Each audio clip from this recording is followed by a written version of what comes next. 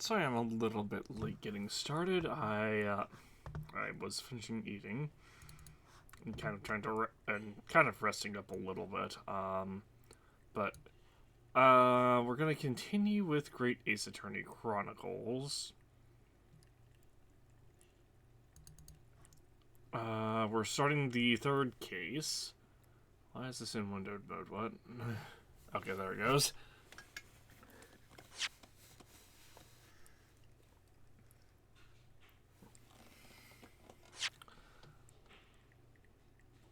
Also, I wanted to acknowledge, well, I'll just put it in the video description.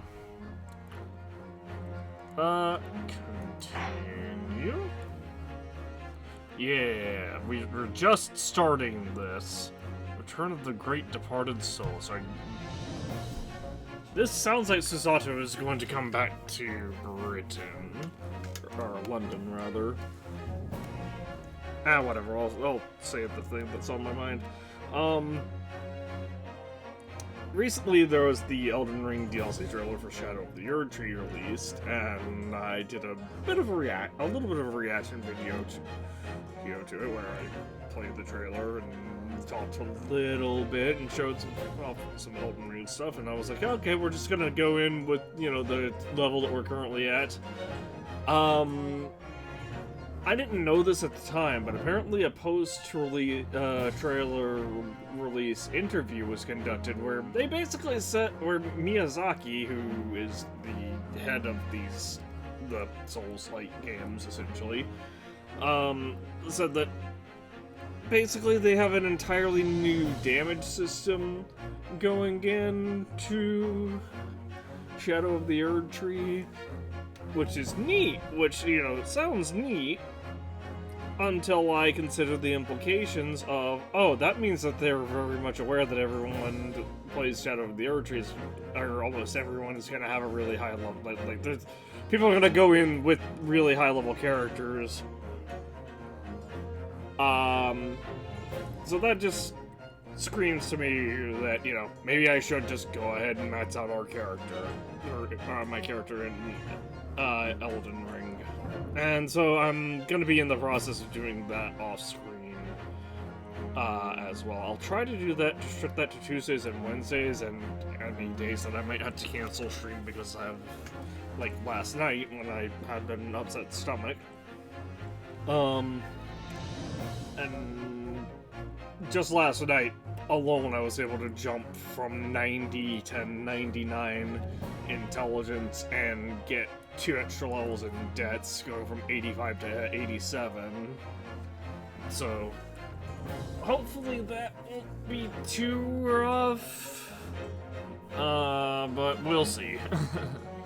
So don't be surprised when we load up Shadow of the Erd Tree in June and our character is completely maxed out. Anyway, let's get to the reason we're here tonight. Great Ace Attorney 2, Episode 3, The Return of the Great Departed Soul. Also add that to the description of the trailer. Or on the reaction thing. The grand end of the century great exhibition of London. Surely there is not a soul who has failed to hear of it. Wondrous new works of culture and industry from every corner of the globe had converged on Hyde Park, welcoming over 50 million visitors. The last great hurrah of this century. Astonished and delighted people of all nations, and ended on a note of resounding success. But as regards to the terrible catastrophe that occurred during the festivities, very few are aware my friend Mr. Herlock Sholmes had a hand in unraveling the matter. For from the shadows, it was he who earnestly unearthed the facts of the case. And like the centerpiece of the great exhibition, which rose high into the skies of Hyde Park, Sholmes's brilliant deductions, as clear and lofty as the crystal tower itself, brought the truth to light. Ooh, wait a second.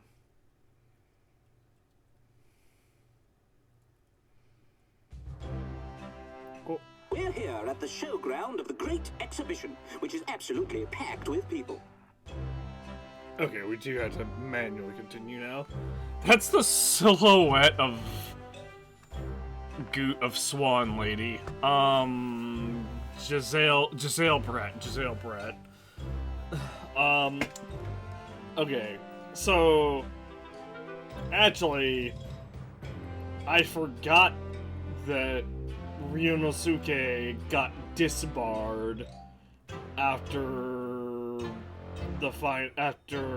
Gina's trial as a result of the stuff that happened with Magnus McGilded, where McGilded was acquitted on a lack of evidence from the prosecution's side. Even then, Ryunosuke got disbarred, basically for doing his job, which is weird.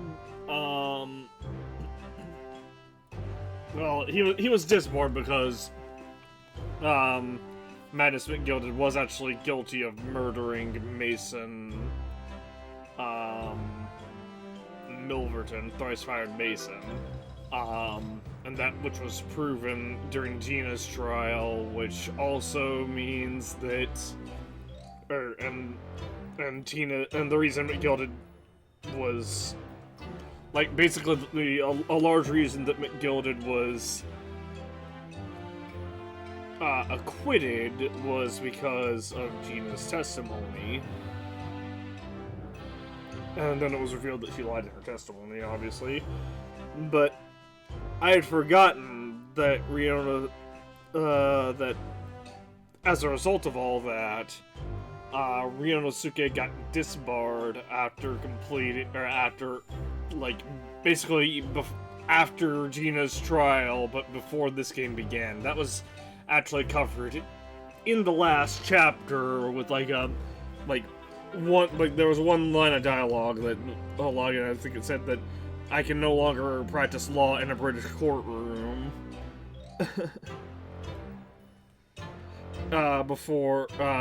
So I have all the time in the world to go over this case, and that's why we went through the entire flashback case. Well, that and the fact that it was, Suzato's letter. So this might just be our Ryunosuke returning to court as a practicing lawyer. But we'll see. Or it could be both. It could be Susato returns along with Ryunosuke. The weather is unusually fine, and we're about to witness a most extraordinary scientific experiment. Ladies and gentlemen, the 20th century will see steam engines and electrical power dominate the world. Horse-drawn carts will give way to the motor car. Ships will sprout wings and take to the skies.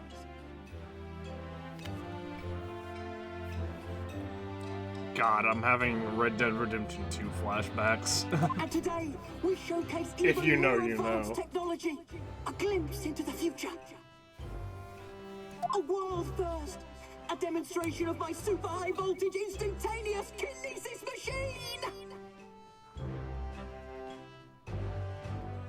Is this supposed to be like the knockoff of Nikola Tesla?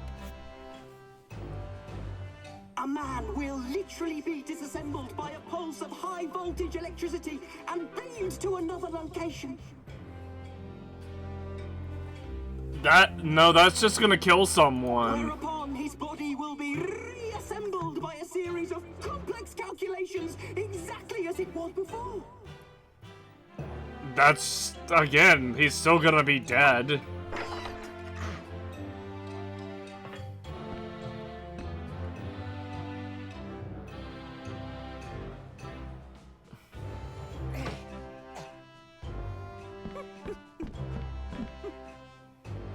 In but a few moments from now.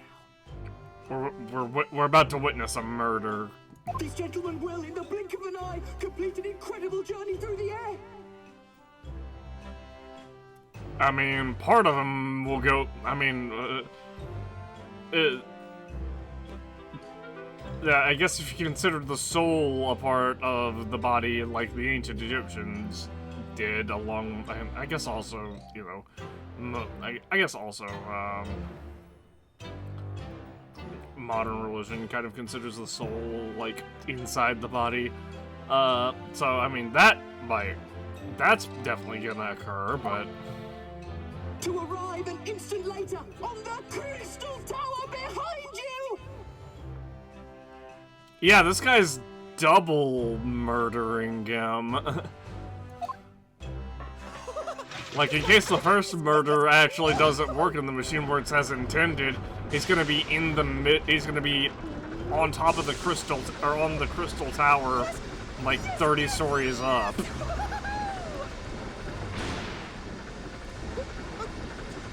Explosion.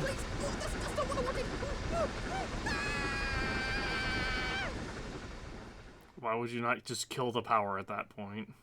22nd October, 9:36 a.m. Shulman's suite.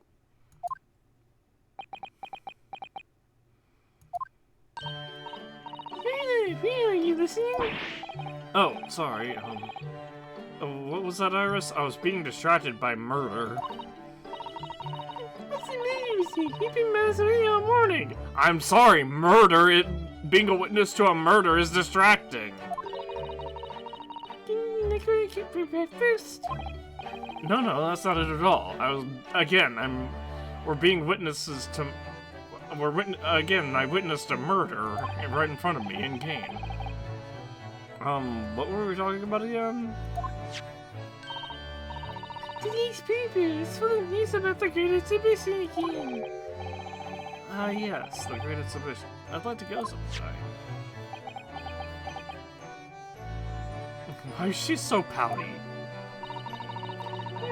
You today. You seem very down. I'm sorry. I think witnessing a murder would probably have that effect on someone's psyche. Think you agree, Harley?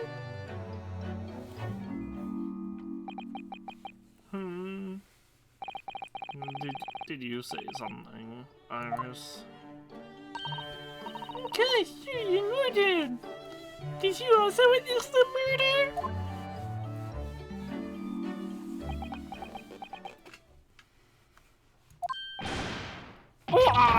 Well, when did you arrive, Mr. Naruhodo?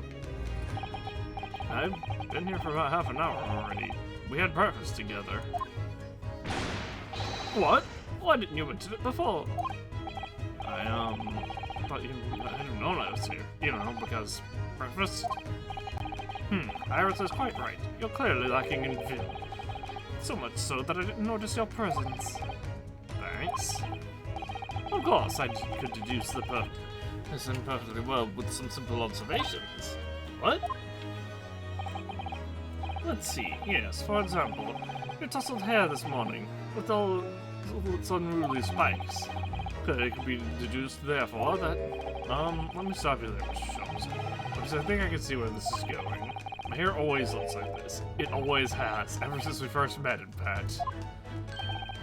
Oh, really? How interesting. It just doesn't look like a haircut as such, I suppose. Ha ha ha ha ha! Thanks again. It crossed my mind recently that it's been 6 months now. 6 months? Since I was forbidden from working in court, aka disbarred. So I've been wondering how long I'm going to be banned. Well, that might explain why you said so around the clan.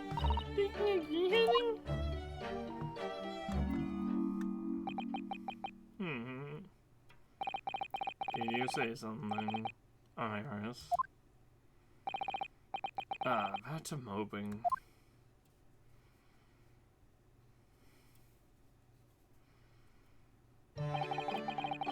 What's the matter with Mr. Sholmes today? Seems to have more down in the dumps than me. The Great exhibition is open. You should be excited. He must have lost his violin again. Oh, maybe we'll go see it together. I want to, of course I do. But I can't, not for the time being. Why not?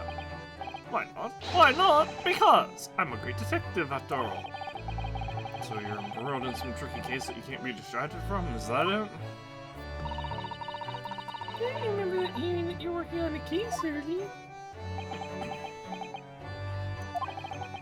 I suppose I should try to find out what's going on.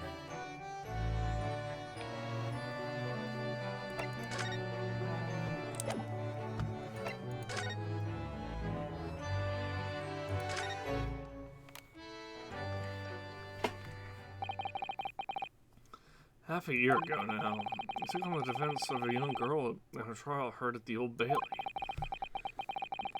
At first seemed like a simple case of murder that took place at a London pawnbrokery. Turned out to be one part of a much more far-reaching plot that involved the British government.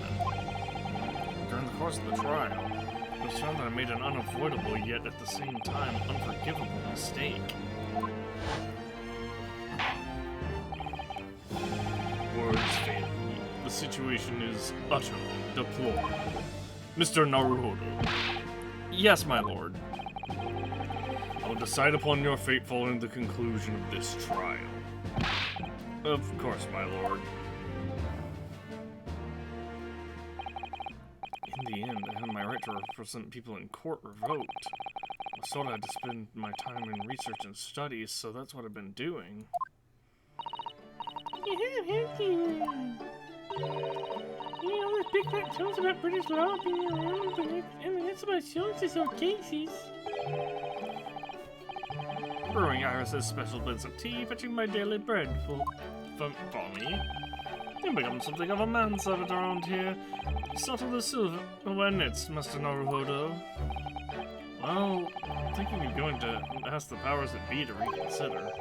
Specifically, Lord Strongheart at the British Supreme Court on Whitehall. Strongheart?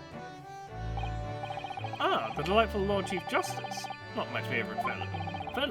He's not mine either, but he's the man I have to talk to. He's the one who can grant permission for me to start working in the courts again. I came to Britain to become the best lawyer I could. I can't do that just sitting around here.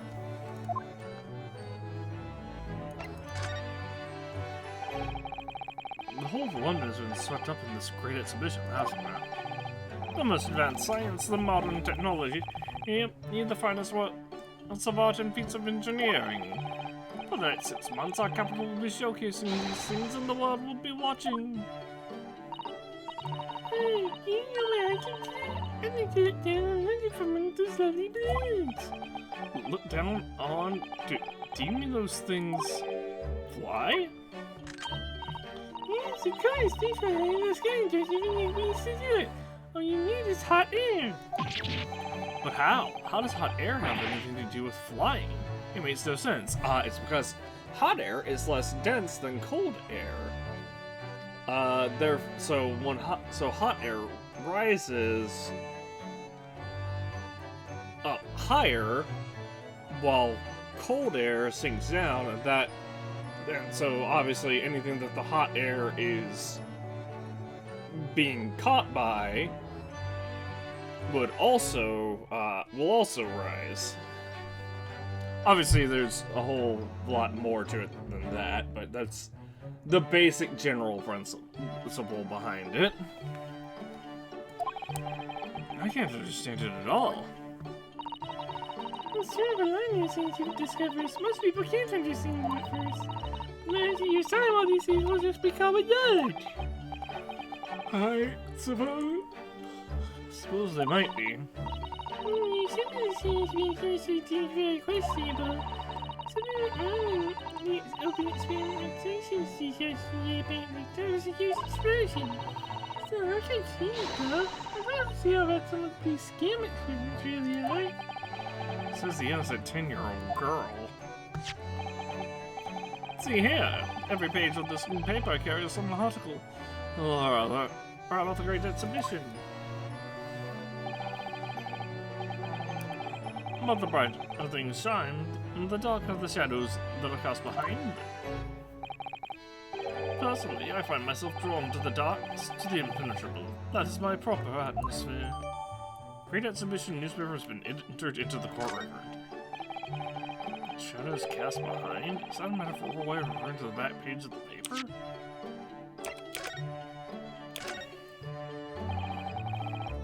Every article on the front page news is about the Great Exhibition. Public experiments to demonstrate brand new scientific ideas, cultural exhibits from around the globe. It's also positive. Excuse me, it's also positive and hopeful about the coming century. Have a gnat on my monitor. Go away. We must go see it properly before too long. Well, wait, was any of that Iris?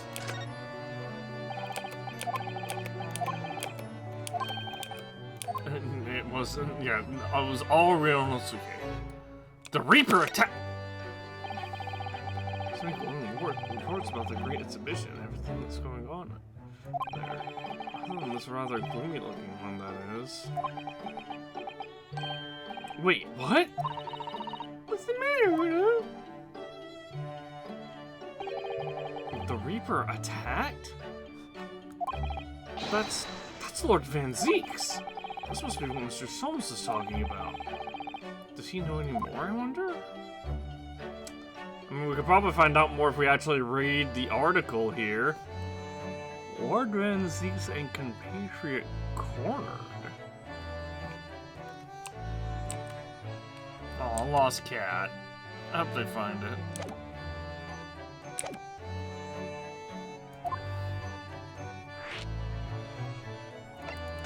Gloomy, tell me about your moodiness first.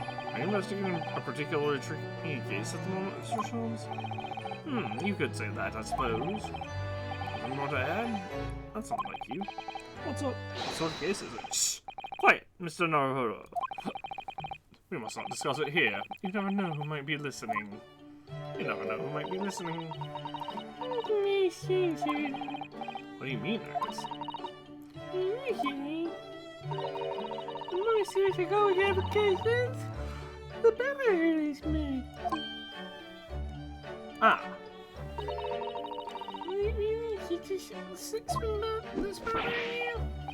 Iris, please, you mustn't exercise your astute powers of observation and deduction on me without invitation. Remember what I always say, put yourself in the shoes of the individual whom you're about whom you're making deductions. You don't do that at all. What do you mean? You say that, do you? You say that, do you? You, Mr. Jones.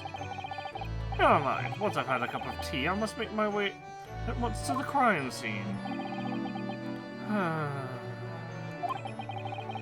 That was a deep sigh.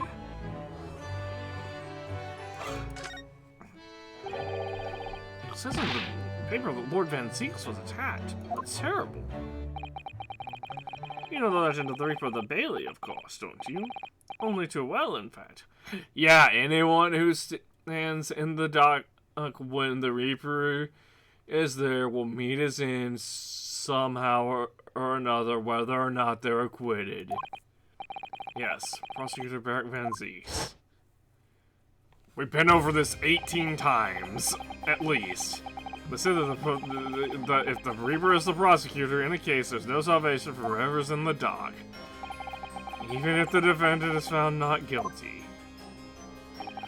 Once the Reaper has someone in his sights, one way or another, that person's time left on this earth will be short. Except...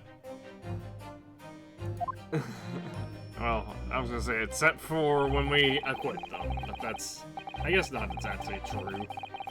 London's finest rogues always find ways around the law. They'll stop at nothing to secure an acquittal at trial. Falsifying evidence, paying sham witnesses, threatening jurors, bribing judges. But even such serious tactics as these cannot save them from the hand of the Reaper. Yeah, we saw that firsthand with Magnus Gilded. As you've experienced yourself, haven't you, Mr. Naruhodo? Yes. I've seen the Reaper's retribution at work, even though that was actually what's his name, who formerly Ashley Milverton, who straight up confessed to being the one that fucking killed Magnus McGilded by setting the omnibus on fire. Finally remembered the term for it instead of just cart. Many of these criminal rope so reckless and quite unafraid to die. If a leader among their fraternity is seen to have been taken by the Reaper, retaliation like this does occur. Really, the couple has a never-ending supply of such scoundrels. So do you mean Lord Van Zeus has been attacked like this before? This isn't the first time? He's quite an accomplished combatant, you know. I mean, he does walk around with a sword. He doesn't take these attacks lying down. Although, it seems that his assailants were armed with guns this time. Oh my goodness, is he alright then? Is Lord Van Zeus hurt? My dear fellow, how on earth would I know? The article here, it says, as to what of Lord Van Zeus's condition, all will be revealed in tomorrow morning edition. Ah, I see. Well, we shall have to be patient then. We should fucking go to the hospital, it's probably mentioned in the article. No, I can't wait until tomorrow. In that case, you shall have to inquire with somebody in the know. But who? Lord Strongheart? Lord Strongheart, perhaps? Yeah, that would make sense. Well, I must be leaving now. Yeah, understood. See you later, Mr. Strolls. Ha! You really are a shameless liar sometimes, my dear fellow. What? You seek to put me off my guard and follow me, don't you? Well, you would be wasting your time. The thought hadn't crossed my mind. Now I'm wondering where you're going. Ha ha ha ha ha! Well then, see you later indeed. Listen to him. He's still having on his way out of the door. Alright, let's keep going. Oh, Iris, what are you wearing? I changed to go to the great exhibition. You're going to state me. What? But I was just about to go to the Supreme Court. Oh, well, that sounds fun too. You're going to take me there then. Alright, fine. Just lower that weapon, would you? It's not technically a weapon, it's a tool. Of course, and then to the Supreme Court, then we'll go to see the great exhibition. It's a tool for her, sprays. New location added. Lord Chief Justice's office.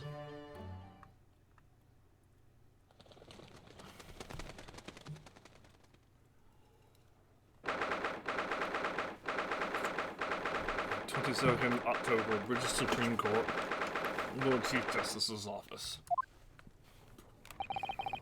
It's been about 6 months now since I was last here. Some things never change, with the sense of foreboding I always seem to feel in this place. Doesn't seem to be bothering Iris at all, though. She's happily reading over there.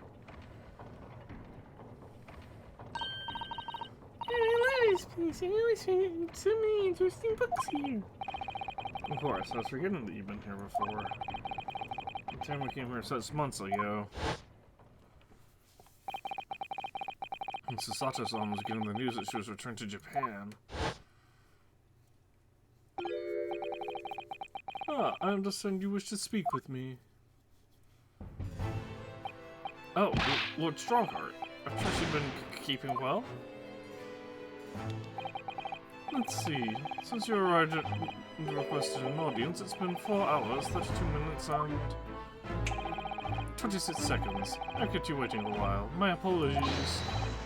Oh, no, not at all. I like nothing more than standing around staring into space. Good to know. Good to know that doesn't appear to bother him at all. Male Strongheart, Lord Chief Justice of London. I forgot his So, I forgot that was male as in, like,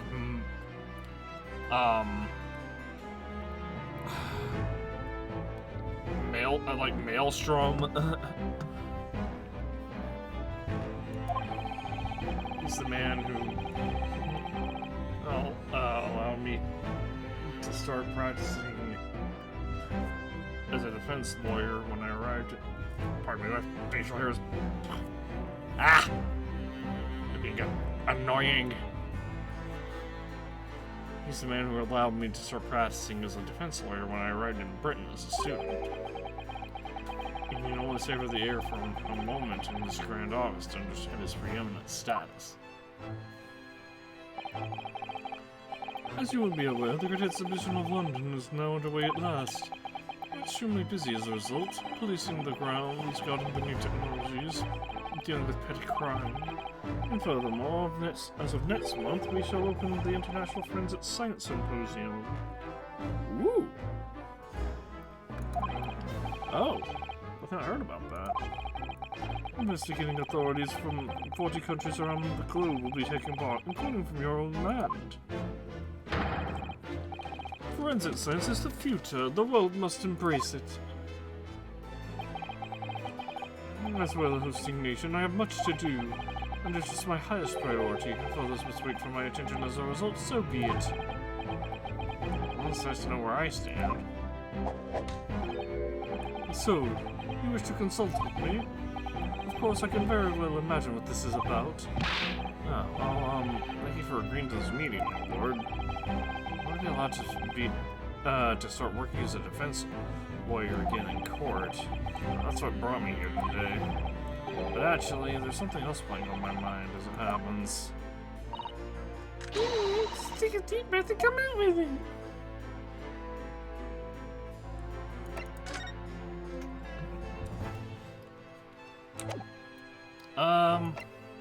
Hold on. Oops.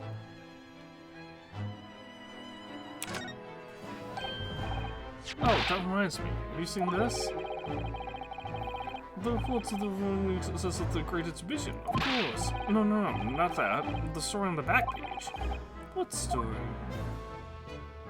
The Reaper attacked. Ah, that. You enjoyed some victories in court against my #1 prosecutor, have you not? Poor Mr. Reaper. What happened to him? He wasn't killed, was he? There's no need for concern. Lord Van Zeeks would not be so easily dispatched, I assure you. Can you tell us what happened? I'd really love to know. Very well. If it interests you. It does, strangely. Alright, well... I guess first off, let's talk about the Forensic Science Symposium. All sorts of conferences have been taking place around the world to coincide with the Great Exhibition. And next month, the largest and most important of them will take place at last. The International Forensic Science Symposium. It does seem as though the criminal investigation needs to embrace scientific methods, doesn't it? Exactly!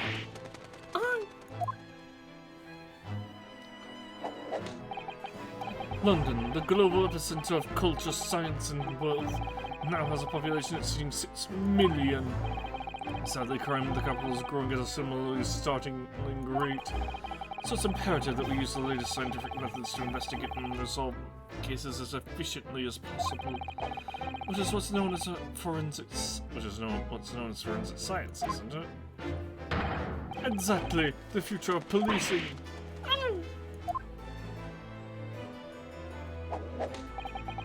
Regrettably, however, Britain is currently dragging its feet when it comes to the adoption of forensic methods.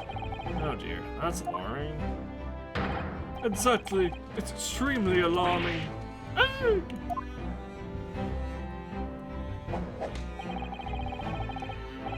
If I were Her Majesty's Attorney General, you can be sure the numbers of crime committed and resolved in London would be very different to the current figures. And I can cite 12 solid arguments and 223 individual reasons to support my claim. Sorry? By way of apology for keeping you waiting earlier, I shall detail everyone now. What? Oh, how fascinating! Can we cut to a time skip for this, please? It all began 15 years ago. I was...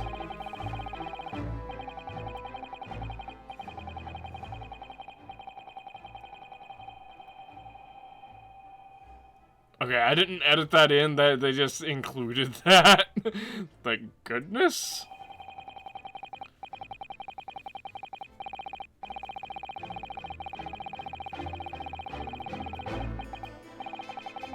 And that more or less sums up my feelings on the matter, in the simplest terms, of course.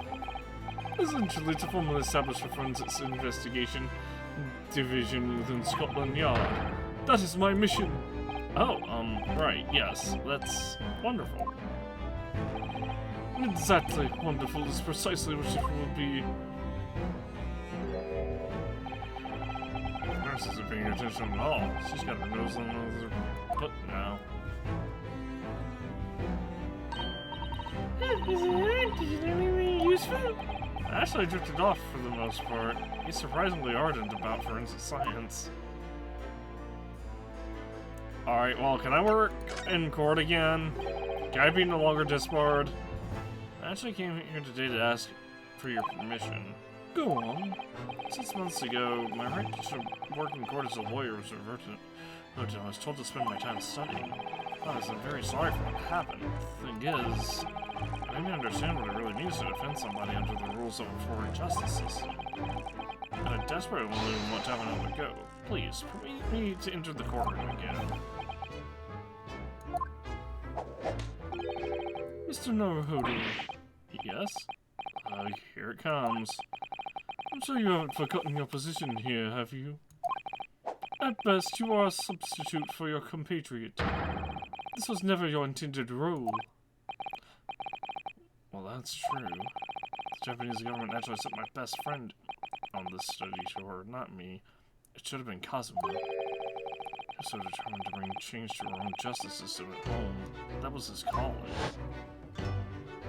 If that tragic accident hadn't happened, I wouldn't be here in this office now. Mr. Osogi was my best friend, you see. That's why I can't leave it unfinished. I had to fulfill his calling for him. His calling, you say? Has it never occurred to you that perhaps you know nothing of his true calling? Sorry? The mission with which the law student was charged, what do you suppose it really was? What do you mean? Mission? He's not making any sense. What do you mean he's not making any sense? We know he had some kind of important mission from the first game. Flashbacks to the first game. Hey, well, yeah, I have a very important mission to take care of. Hey, Ryunosuke, I have a very important mission to take care of in Britain. Ryunosuke, oh, sweet, I'll make sure I'll see it through to the end with you. And everybody's just like, mission? What mission? Never mind. I read all the reports you've submitted over the past 6 months. It's clear to me that you regret your actions and have been studiously obeying your revised instructions. Do you mean? As of this moment, I reinstate your license to practice law here in Britain. Okay, do we have to get like a stamp for that or something? Thank you. Thank you so much. That's what if In fact, I believe I have the perfect case to mark your comeback. A curious affair. You'll consider it, I hope. Of course. Please, tell me more. You described it as a curious affair? Yes, that's right. I believe it was reported in the press. We heard there was a serious accident at the Great Exhibition yesterday. The explosion.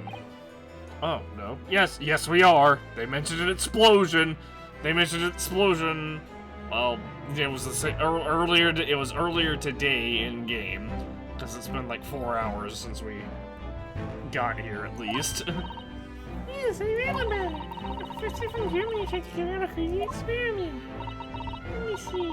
How is it described? Supply voltage instantaneous kinesis, I think. Instantaneous kinesis? As in moving things with the click of the fingers? That's right. It's just what my blends needed. A dash of devil may care. Whatever the serious accident was exactly, it's clearly captured Iris's imagination.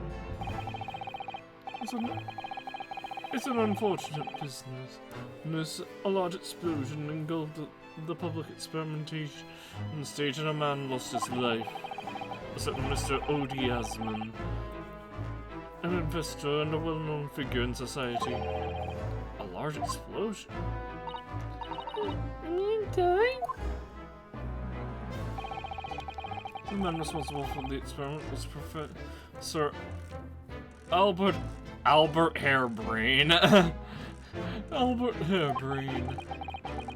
He was detained immediately after the incident and is due to appear in court tomorrow on the charge of murder. What? Murder? I intend to take on his defense. You should hurry to meet with him at the prison. There is very little time left for you to carry out any kind of investigation. The Great Exhibition, a scientific experiment gone wrong, and murder? I fell out of my depth before it even started. Still. You should get in the business here and that's why you meet with this German professor, don't you think? Definitely. Oh yes, one more thing about the case. There's a connection with our mutual acquaintance, the Reaper. Oh, Lord Van Zeeks? How? Oh, now it unlocks. Fortunately, Lord Van Zeeks emerged from the attack unscathed. Street ruffians are no match for that man. He's a very capable fighter. But that's incredible. They were armed with guns. How was he attacked, though? Do we know? It's related to events that occurred a month ago. A leader of one of the capital's criminal organizations was indicted and prosecuted by Van Zeeks. But the man was acquitted. I've no doubt large sums of money were involved behind the scenes. Large sums of money? A deplorable situation. Members of the jury were bribed, it seems.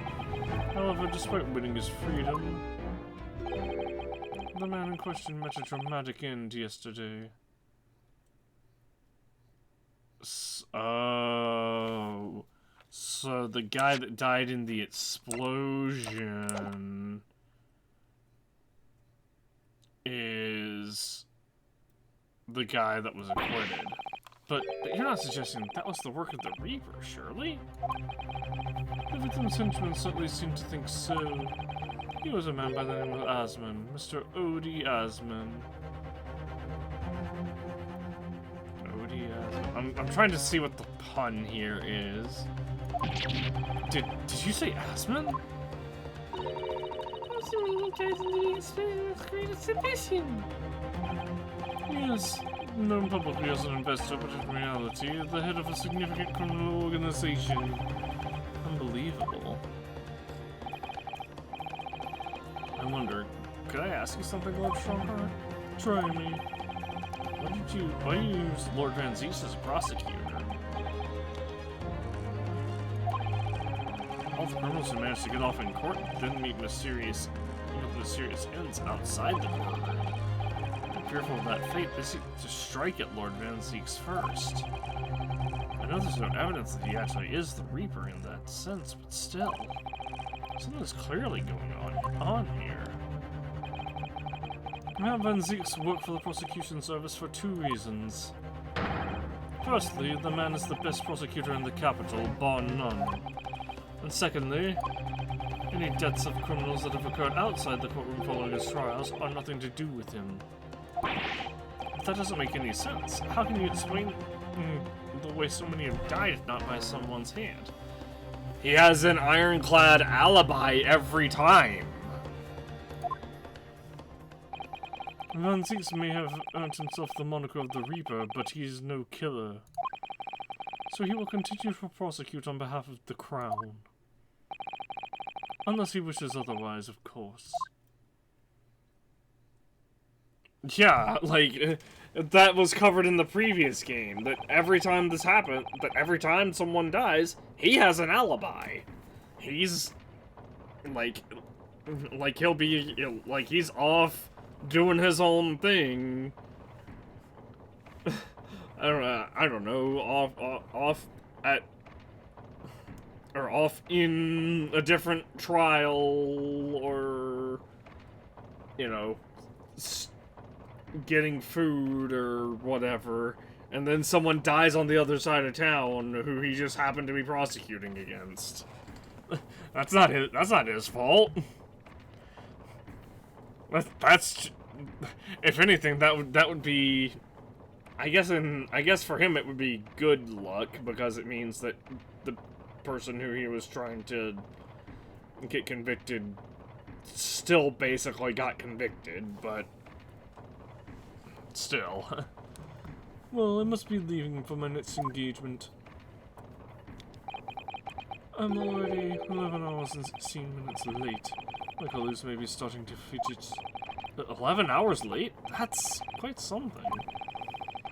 The meeting had already started when I arrived back here for this engagement with you.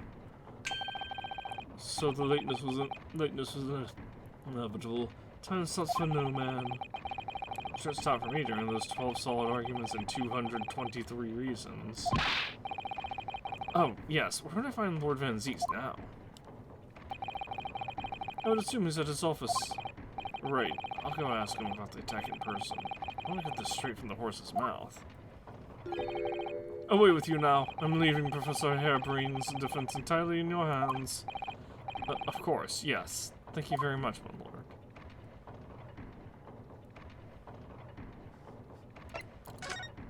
Well, new location has been added. Let's go to the prison first, I guess.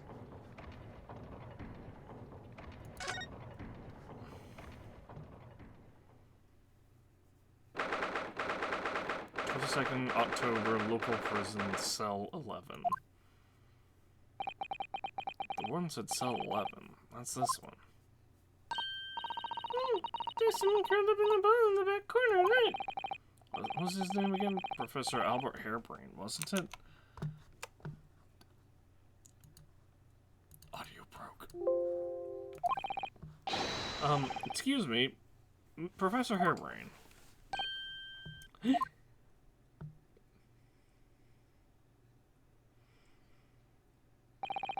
Who are you? I'm Rinosuke Naruto, defense lawyer. A lawyer! Oh, was this the guy said? A lawyer, you say? Would you be here about the experiment? Are you going to defend my hypothesis? Your hypothesis? Sorry, I don't... Yesterday's demonstration! The magnificent demonstration was announced a success by anyone's calculations. But despite that, no one listens, no lawyer believes in the science. When it's explained, they all leave at high velocity.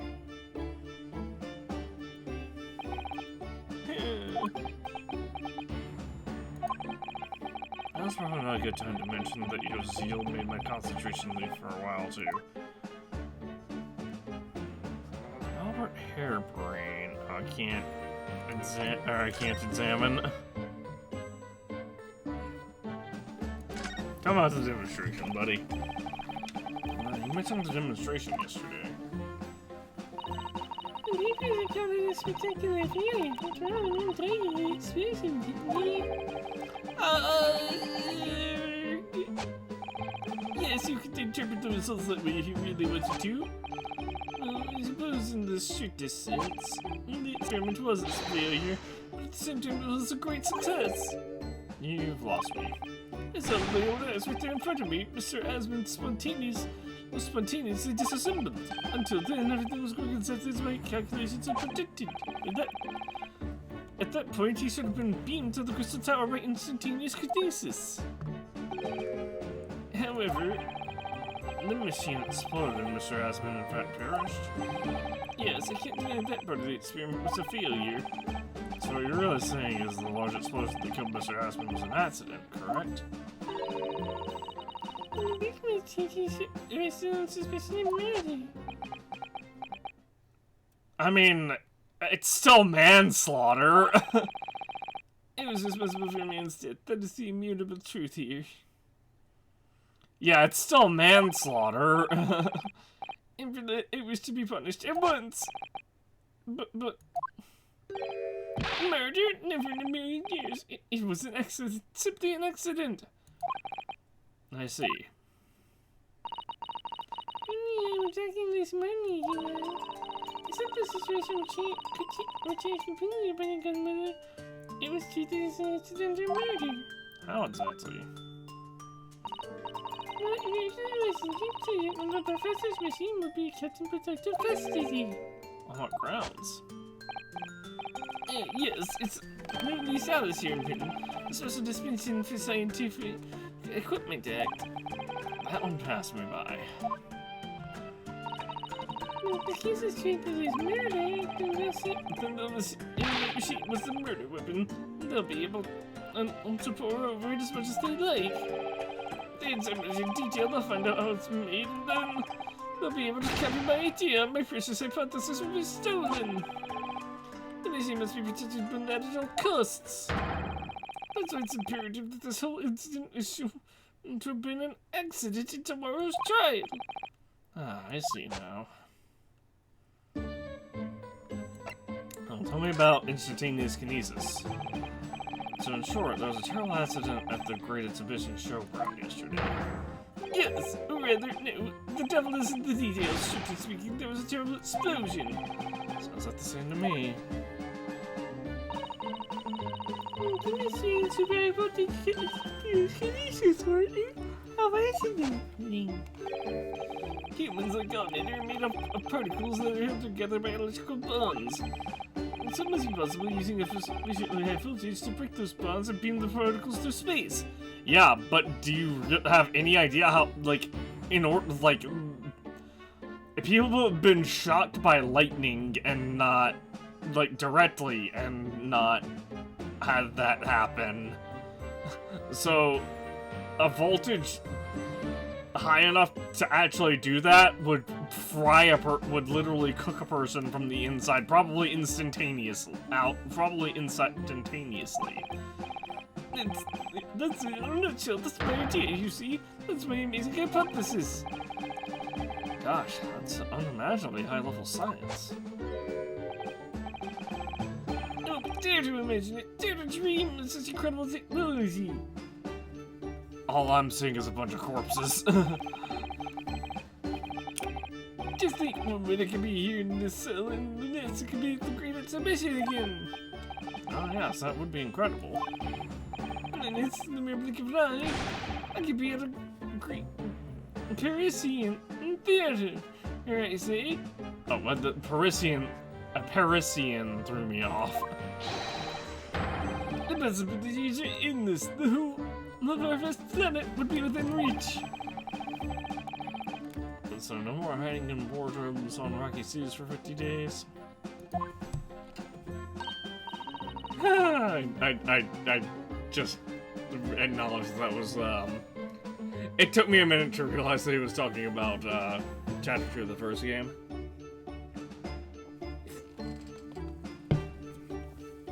Can you really see it like that? What do you mean, Iris? I can't tell what you mean the rolling sea. But when you see passing away, I think I feel like it's true. My word, that's right. What are the implications? What does this mean? Professor Penny being erased. Clearly, this is yet another case of just because you can doesn't mean you should, I suppose. The point is, my calculations are flawless. The science works. But without a practical demonstration, it means nothing. That's always the fly in the ointment. Maybe you should have used a fly for your demonstration, or like a mouse, or something. costs a lot of money. Money that scientists like you don't have. That's exactly it, yes. He's always complaining about it. He says the government should invest more in science. Well, anyway, I bumped into him at the right time. I'm the well-known investor, Mr. Asman. That gentleman died in yesterday's terrible accident, you mean?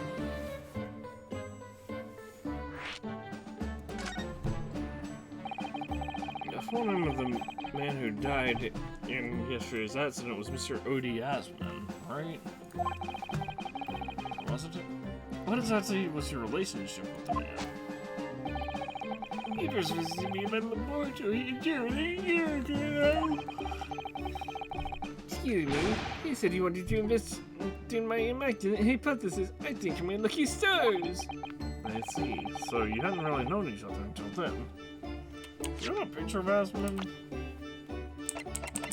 We do. This guy was 47, jeez. Strongheart is 53?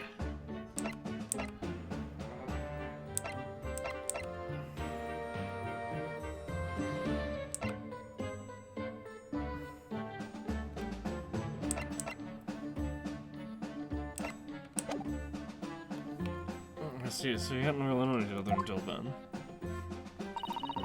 Nice visit, listening to my research. I'm so curious.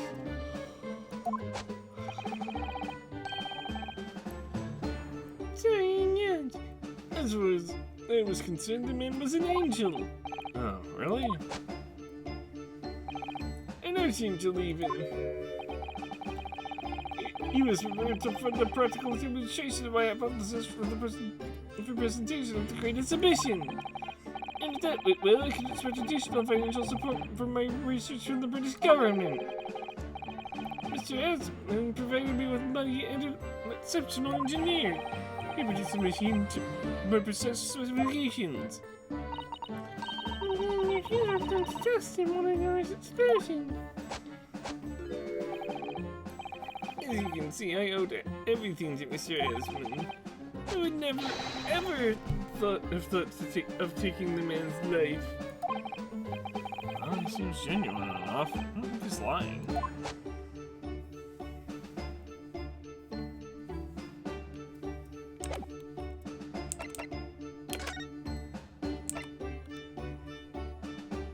Something paper? How could this have happened? It must feel awful. As a man, the man losing his life, the Crystal Tower is greatly damaged too. I know what happened. It must have been that. That? The day before the demonstration, I had my usual meal of frankfurters at the hotel restaurant. When I paid the bill, they gave me 3 shillings too much in change. But instead of saving anything, I just stuck those into my pocket. They're still there now. It's divine retribution for what you're doing. That's what this is! Scientist, he has some very logical anecdotes. Long and illogical.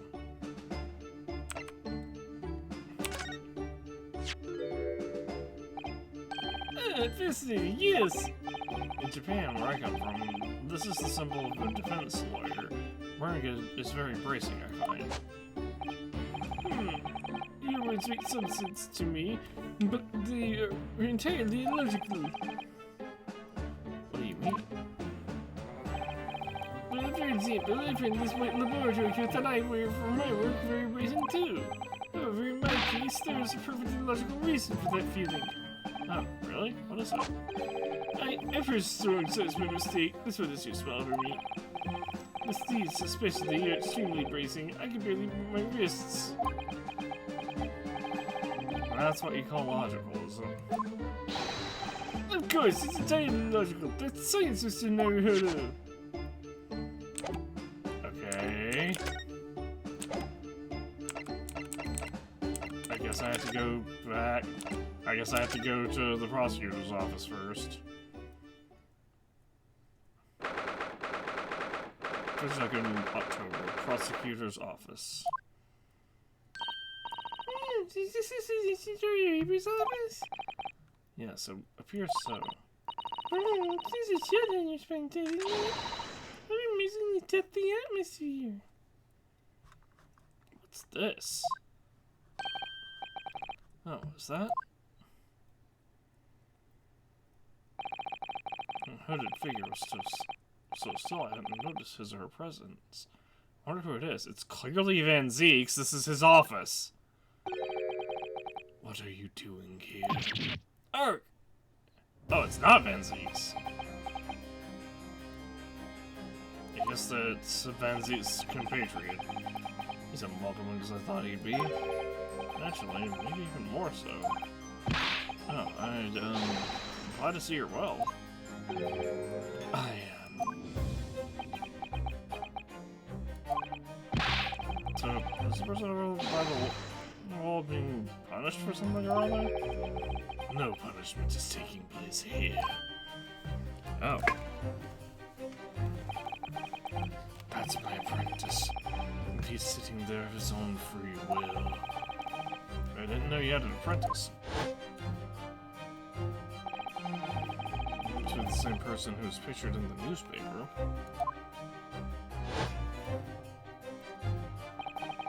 He's very able in combat, a requisite skill for anyone under my tutelage. Are you referring to the attack on the Reaper that was reported in the papers? The Reaper. I'd be interested to know the Reaper's true identity myself. Assuming that it's such a fabled feed genuinely inhabits our great corpse.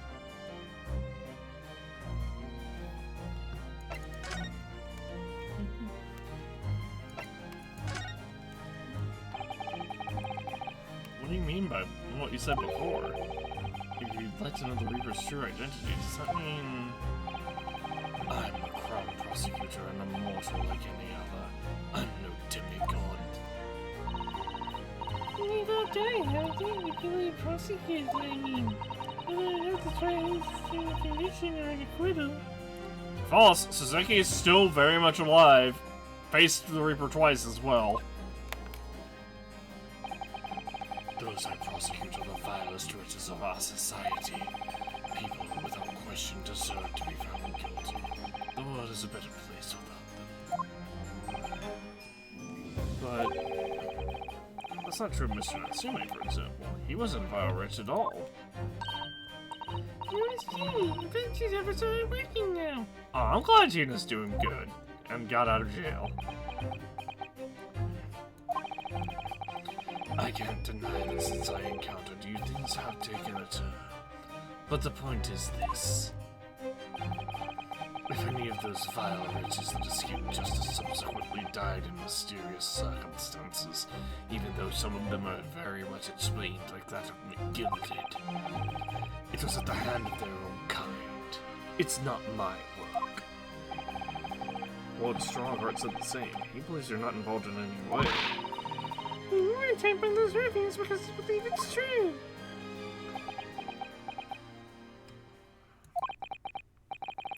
The fact is, since people started to call me the Reaper of the Bailey, the number of serious crimes in the capital has dropped substantially. Oh. It would appear that even the most hardened criminals can be made fearful for their lives.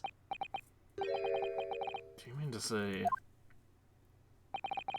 I mean to say that if my pseudonym serves a useful purpose, I adopt it gladly and with honor. But it's putting you in danger. You could be killed. If that is my fate, let God decide. Lord Van Zeek's? No, Lord Van Zeek's. Lord Strongheart said the assault last night was some sort of revenge attack? True. Carried out by henchmen of O.D. Asman's criminal organization. The investigation and their arrests were imminent. Presumably some hoped to kill me before that happened. O.D. Asman. He's always masqueraded as one of London's most powerful financiers, a global investor. But his enormous wealth came to him by underhand means via his criminal activities. He used that money to make himself a prejudice and not guilty and defend himself as in court, didn't he? be prosecuted by you, Mr. Reaper. But the man got his comeuppance in the end. Yesterday, in fact, in extraordinary circumstances, it was almost an unusual case of death. I know about that. It was a super high voltage instantaneous kinesis gone wrong. Mr. Asmund died when the demonstration on the public experimentation stage ended in an enormous explosion.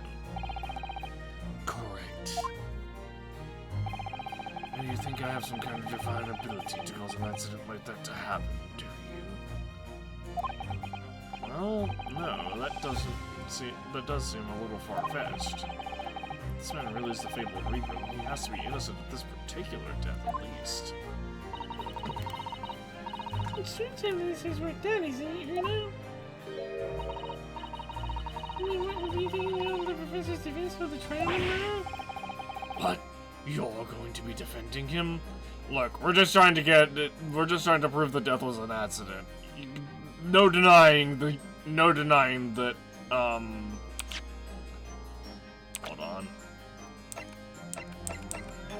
Odiasman. I was gonna say Osman. Odiasman. No doubt he died. His death was a direct result of the experiment. We're just trying to get the charge changed from murder to manslaughter, basically. Oh, yes, that's right. Though I barely know the man's name yet, to be honest. Albert. Albert Hairbrain. That's right. Do you know him by any chance? Of course. He's a contemporary of mine. We were at university together. Oh, interesting. You're... What? What? A classmate, dude. What?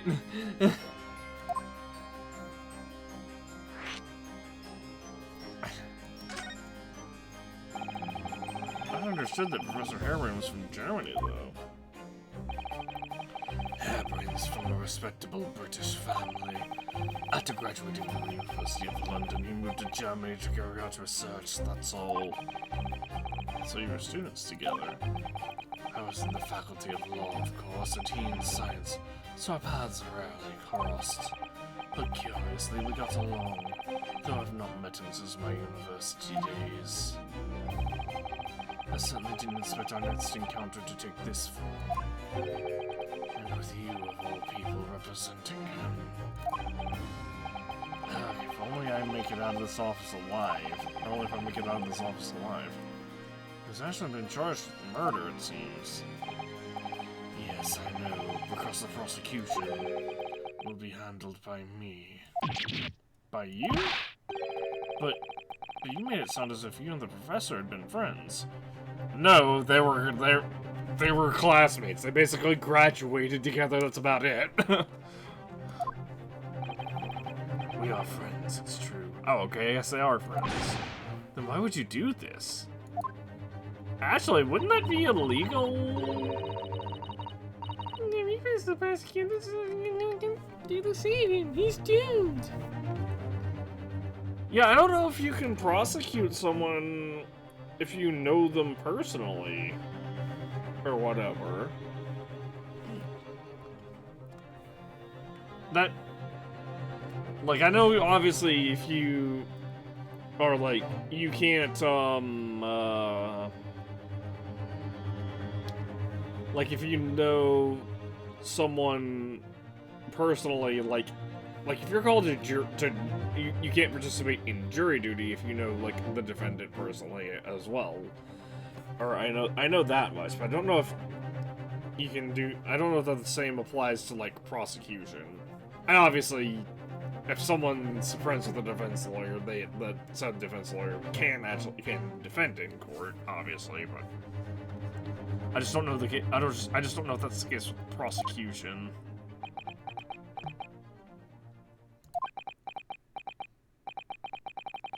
What's Lord Van Zeke's thinking?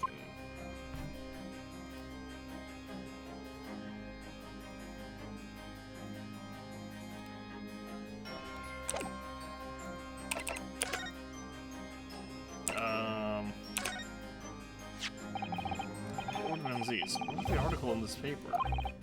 Ah, yes, it seems there was a reporter nearby when that little skirmish took place. I was actually referring to the missing cat. I had no idea I'd been photographed. It was careless of me. This is seeking out the people who attempted to run away then. Rest assured, the police have already apprehended every last one of them. There's something that no one else fighting while inside you, it seems. I think it's the same man who's sitting over there as we speak, isn't it? As I mentioned already, he's my apprentice. Perhaps you could tell us a little more about him?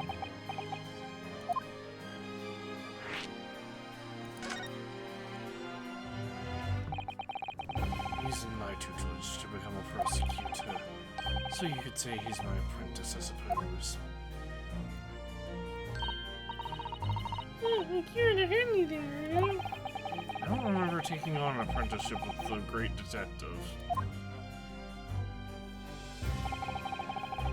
He's currently compiling a report about last night's attack. What's this? He's wearing some kind of mask? Lord Strongheart's orders. Nobody knows the man's face, or indeed his identity. Why would you agree to take on such a clearly suspicious individual? Lord Strongheart's orders again. Holy shit!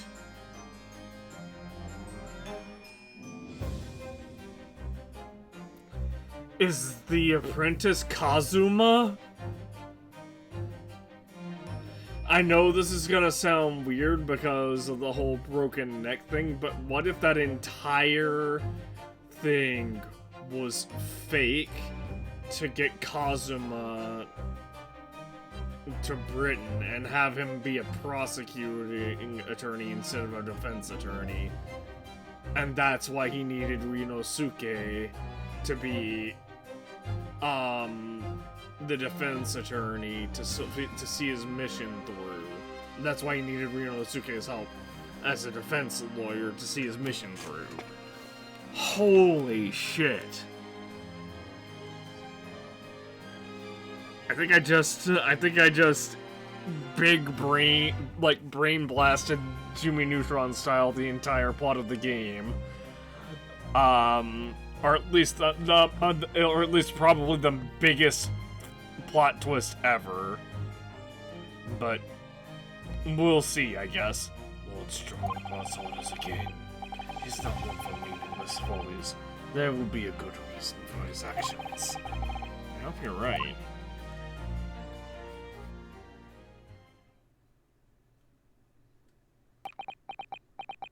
Oh my god, that is totally Kazuma. Look, it's got like it's the exact same jawline and everything. Ah!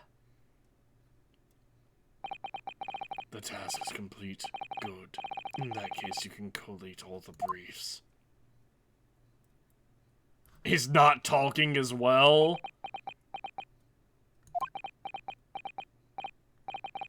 Nice to meet you.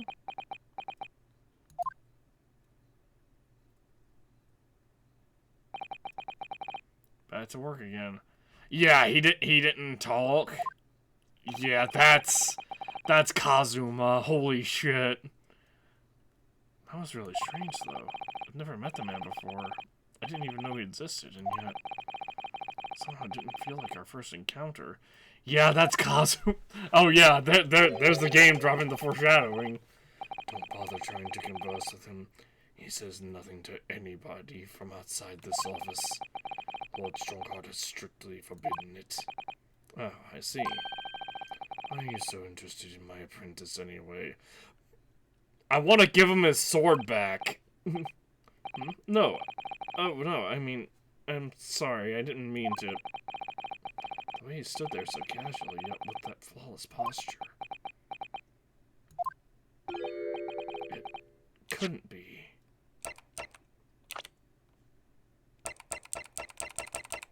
Oh, I don't have... is it just gonna be? Are we just gonna be like, okay, I'll take your mask off, Kazuma. Ah, yes, there's something I've been meaning to ask you. Oh, what's that? A Nipponese man. Is he faring well? Sorry? The one arrested twice in succession 6 months ago, with the stoop and the mustache and the jitters. Ah, Mr. Natsume, you mean? I feel very disappointed him from that list, Bruno. I mean, that's fair. We've only seen one other Japanese person since coming here, other than Susato. He's fine, thank you. In fact, I received a letter from him by international postal the other day. I see.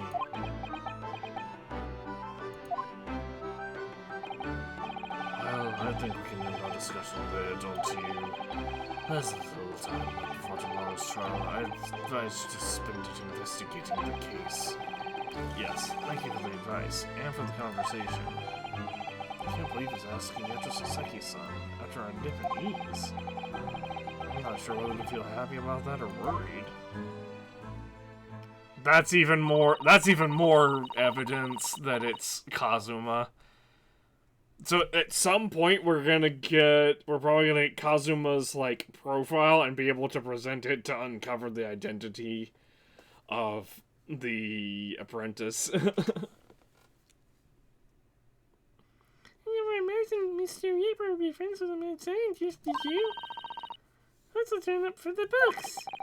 A mad scientist? Ah, you mean Professor Hairbrain. It might be worth questioning the professor about his relationship with Lord Van Zeeks, I think.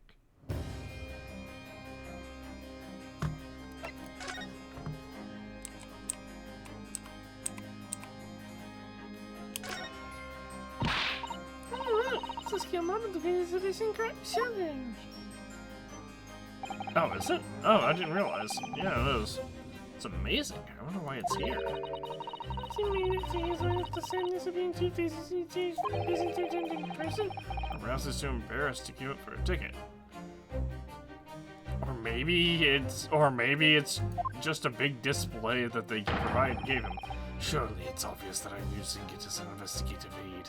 That also makes sense. Nipponese have no business painting others as overly reserved. I really didn't think you'd ever hear that.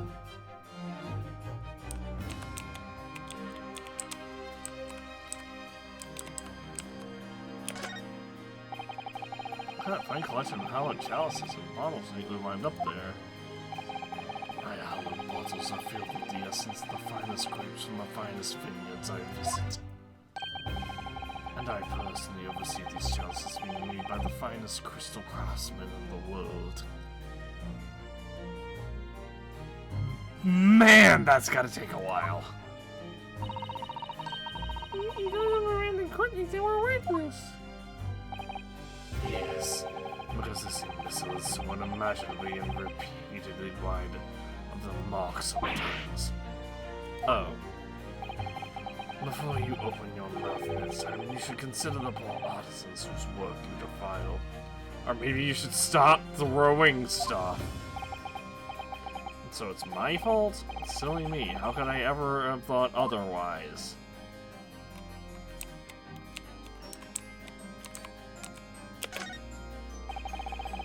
Zeke's desk. Look, it's so stylish.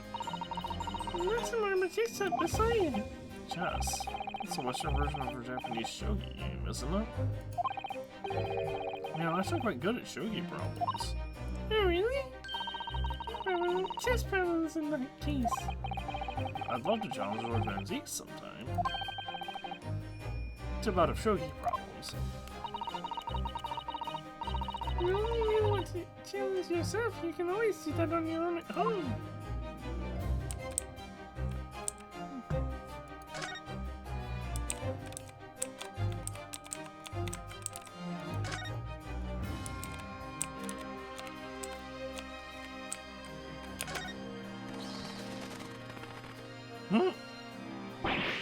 What? They were bats! You It's Reaper's familiar as I expect. What about the mute man in the dark cloak? I thought he was the familiar. He's not mute, he's just Kazuma and can't, like, he's just Kazuma and can't reveal that to you for plot reasons. Just not the flying kind. It must be a dear friend of Mr. Reaper then. I think the familiar idea is more likely. Scary though, either way.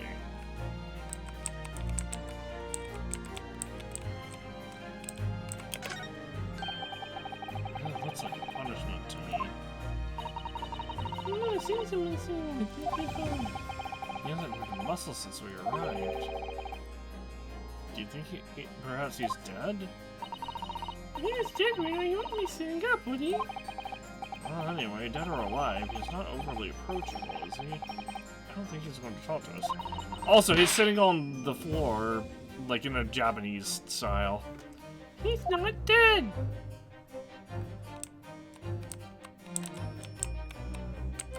Oh. Look at all those ancient casks lining the wall there. Casks in the Reaper's chamber. Or the caskets. You don't think all those people who escaped conviction in court are laying inside them dead, do you? What ridiculous notions are going through your head, man? This is my collection of fine vintages. Oh, yes, of course. Thank you for clearing that up. Maybe they were just reading for ourselves. Don't mind us, Mr. Reaper. I wouldn't if you hadn't invited yourselves to my office to talk nonsense within my earshot.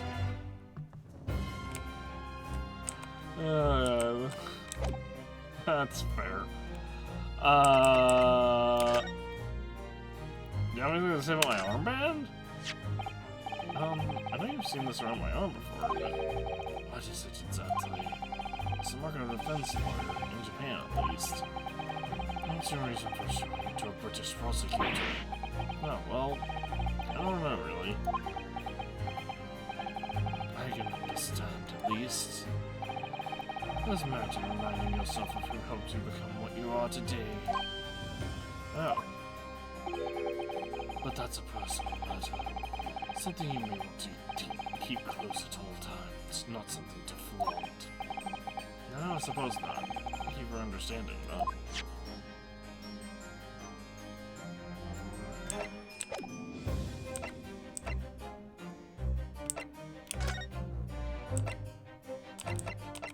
Anyway, let's go back to jail.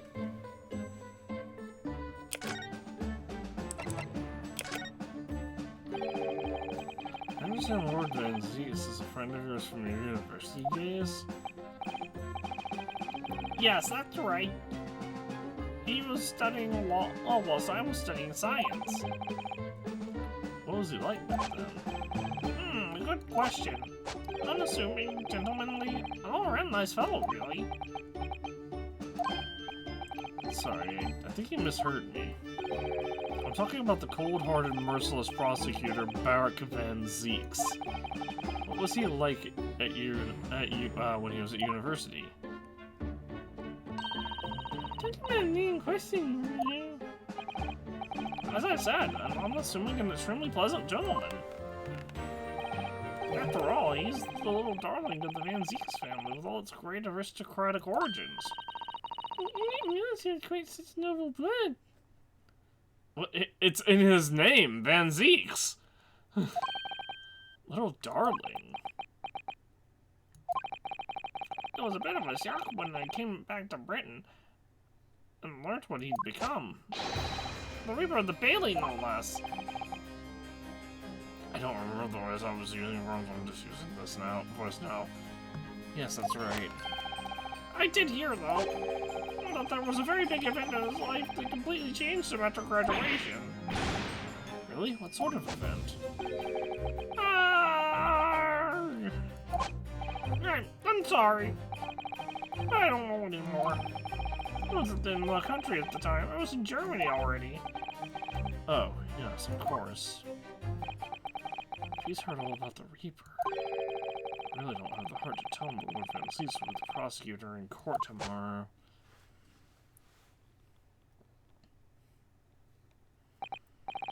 So, Professor, let me just make absolutely sure I've understood you properly. Huge explosion that occurred yesterday. That was an accident, you're saying? You had no intent to harm the victim, who was in fact the sole investor in your work. Is that correct? That's correct as 2 squared is 4, I swear it! I mean, there are ways of disproving that with really, really weird math. Yes, it's true that the man perished in a machine of my invention. So I know that I'm far from blameless in all this, but still! I would never use my discoveries, my inventions, to take a person's life, not in a centillion years. Is that 100 million? I'm a man of science, that's all I know. You have to believe me, please. Do you believe me? Do you believe my hypothesis? Science is the pursuit of truth, you know. I've always believed that, all my life.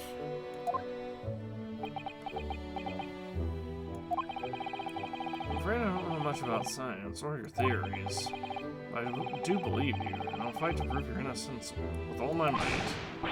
I'm a man of the law. It's all I know. You have to believe me, please.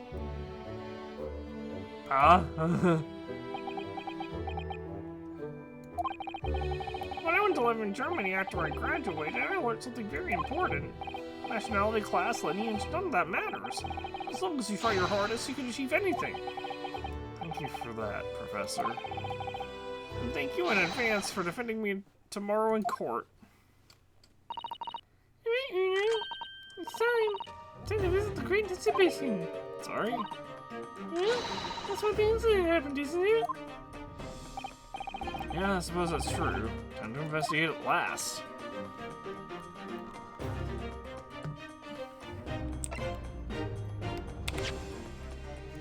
I'm gonna drop a save here. We'll just go right here.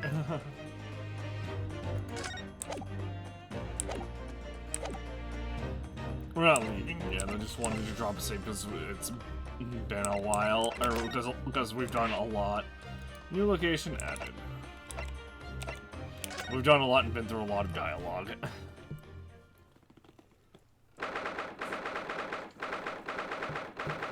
22nd October, the Great Exhibition grounds. Go to the Crystal Tower. The showgrounds are a little too big for my liking. I've been walking around in intense crowds for 2 hours now, and I felt myself swooning 3 times. There are a lot of people, aren't there? One of us been trodden along 3 times, too. Be careful, won't you, Iris? Don't let go of my hand. I finally made it through the throngs, though, by the look of it. Here we are underneath the public experimentation station, where the explosion happened yesterday.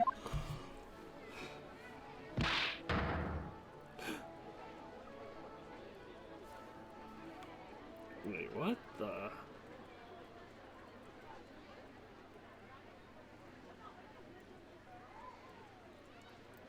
Intriguing.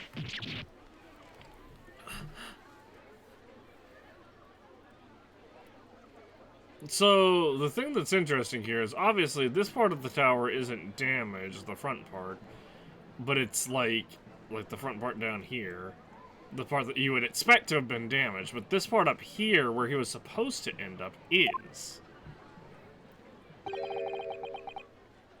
What's that? I can hear voices from up on the stage. It sounds like an argument. Right, I've had it with you this time. I'm warning you, I'll arrest you in a minute. Oh yeah? Go on, Inspector, give me a shot. You ain't got no evidence, how you know it? Wait, I know those voices. You gotta keep your little mouth on you, young lady. But a night in the cells will teach you some manners. How are both of you not in jail right now? What? Just try it, I dare you. If you want that bag of chips run down your throat. Yeah, Gracie, what are you doing up there?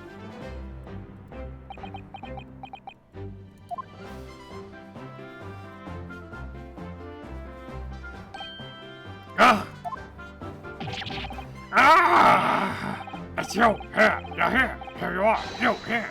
Your ladyship. How are you, your ladyship? I do hope you're well, your ladyship. Does that make her 3 times a lady? It's far too busy everywhere. I wonder another thing, but there was a 3-hour queue. Unbelievable. I'll go another one for you at once, your ladyship. You'll be flying high as a kite in no time once I pull some strings for you. Tobias Gregson, Inspector at Scotland Yard. Until recently, he was suspended from duty, but it would appear he's back in action now. Yeah, suspended from duty for accepting a bribe from a witness during the middle of a trial. What? From a witness who turned out to be, you know, the culprit. It was the Ashley. I don't remember his name. Ashley Milverton. I don't remember what he was. I remember he was introduced as Group Benedict, then it turned into Ashley G. I don't remember what the G was for, and then it turned out it was Ashley Milverton when he was born. The TLDR, he accepted a disc full of government secrets written in Morse code that Milverton was leaking to Madness McGilded to sell to other countries.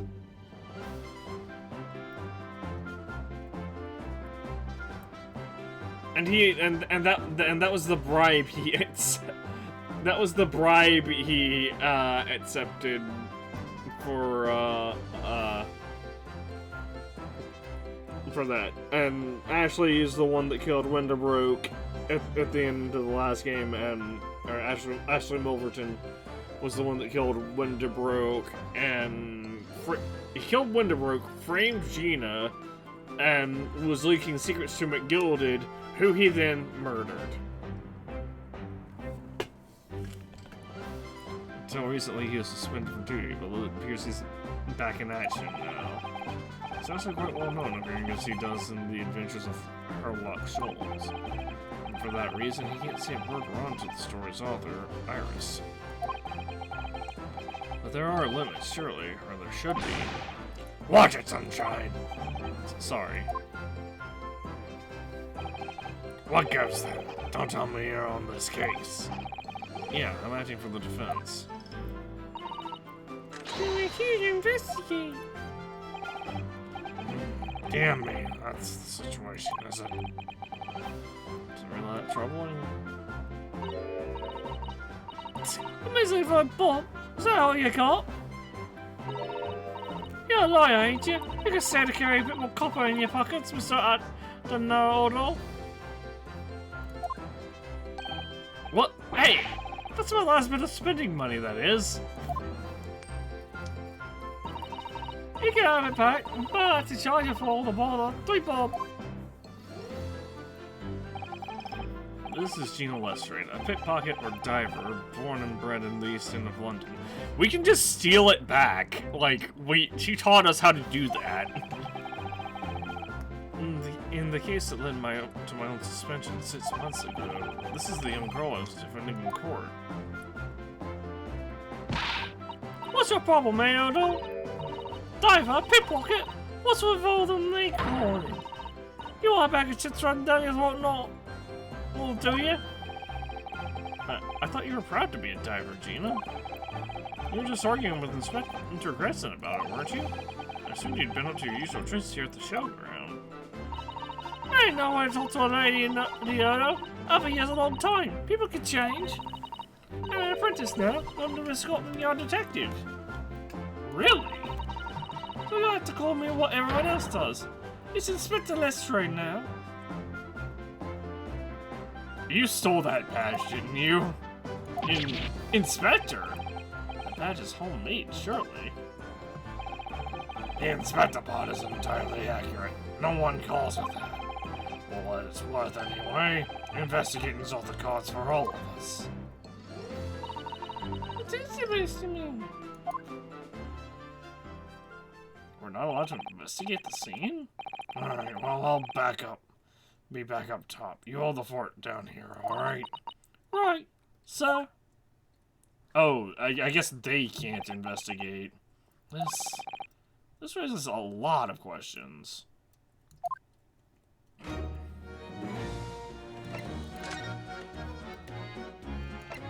About the investigation? After Chris had said before, it's a little strange. Well, that's what anyway. Investigating's off the cards for all of us. Yes, now you're crazy, man. I have to without explaining himself. Alright, hey.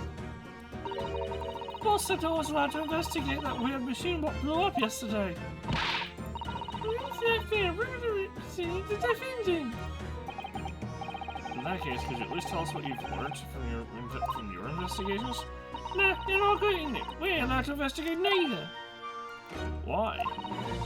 What did boss call him again? The forensic investigation team, I think.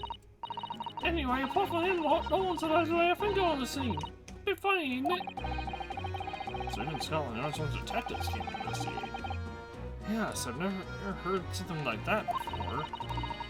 I thought I ever get on quiet though, but the boss caught me at it. Well, you ought to give me an earful about it before I'm down here, didn't you? It's not being fair. I think you're giving him as much of an earful back as I remember it. Excuse me. Yeah, well, sometimes I think it's holding chips what make him so stubborn. You say something to him, all. Go on, see if you can get through to him. Someone will help on the promises. Or the machine exploded this. Oh, thank you. I guess he would listen to us. He'll listen to you, maybe, Iris.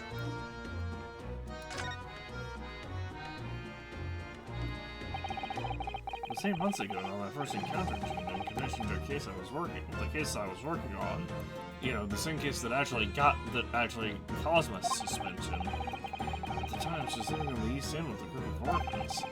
Except all of them survived by pickpocketing, but then she got embroiled in a murder. I had a lot of time to think in prison. I realized I couldn't go on like I was. The driver weren't working out. Simply say, Gee, well done. So, you went from being a pickpocket, excuse me, to a detective? You got it. Good, isn't it? Inspector Lestrade. Sounds like something out of a book, eh? Quite a sea change. And then there's Iris's old man to think about. Iris's father, you mean? Yeah, I promised her, didn't I? I started getting all the police forces around the world to pull out all the stops looking for him. Just so small promise then, nothing serious. Thank you, kiss so sweet. We still haven't told her, so...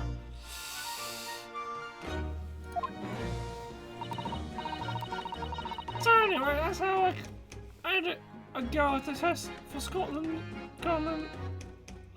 After I had a go at the test for Scotland Yard. My trouble is, I don't read so well, do I? Just a small problem, nothing serious. This is very prescription this for help. So the inspector said to take full responsibility for Tina and made her a sort of apprentice. That was very magnanimous of Inspector Chris and brave. I was trying to say magnanimous, but that is not that word. Do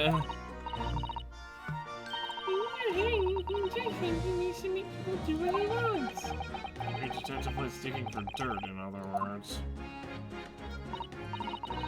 So the long and short of it is, if you got questions on the case, you can ask Inspector Lestrade. Right then, Inspector.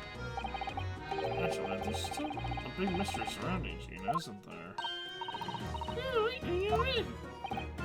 Well, 6 months ago, Gina was the defendant in a trial prosecuted by the Reaper. A trial in which she was found not guilty, and yet here she is still. Come on, you're not still on about that, are you? Mercenary or whatever it's called.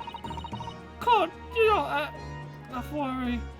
Although, if I didn't have worry, there probably wouldn't be a whole lot of you left.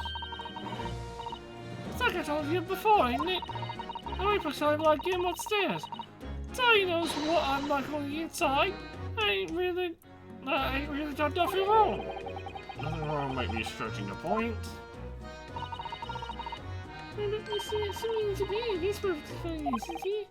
Oh, that's true. Perhaps the Reaper is more disconcerting than I thought. Exactly! So I ain't worried, I'm totally fine! Cough, cough. We'll finish the conversing. God, it was high as well, it was! A brave bloke pulled a bunch of levers on his machine and suddenly it started blowing smoke. Then just went pop. I ain't seen a better experiment here yet. Sorry. So you with your eyes?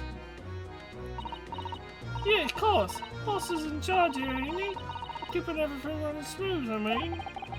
Boss meaning Inspector Grayson, I suppose. That's gonna take some getting used to. So all I have to say is that I'm on duty, and I can do whatever I want. Too. Guys, I was up in one of the flying balloons when it happened, watching from above. You sound lucky, maybe I should drink something there too. Hey, do it! You know how to put the boss in his place already, right, Iris? You got no trouble at all. You said it, what did I say? No, you can't join Scotland Yard, Iris. Listen, anyway, what I understand is this. The machine is really so spectacular, I think Professor Bunny Green's sleeping on the experiment was a success. Oh, right, well, it was a success in a way. It was. How could it have been?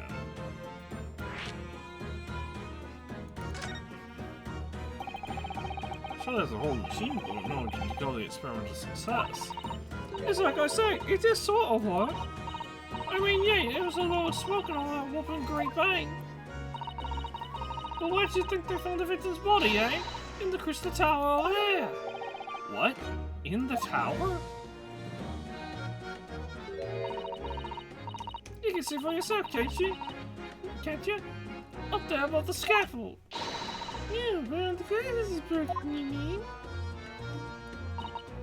Yeah, the case what the victim got it. And to start with, really did get beamed through the air, or whatever, and landed all the way over there. So you see, it did kind of work, didn't it? But it actually did get, like, beamed. I thought they were saying, I thought this was a big, really, really dark joke where the machine exploded and then the victim and Cage and all that just happened to end up over there. What? I don't believe it. I mean, I don't think it's solid, but anything's possible, right? With science? Well, I tell you what, yeah, it is. It's part of the experiment. You're up as the art. Are you sure? Excuse me, I yawned. Yeah, go on. I had 3 balls here before, so fast, right? Yes, I didn't actually give that to you, did I?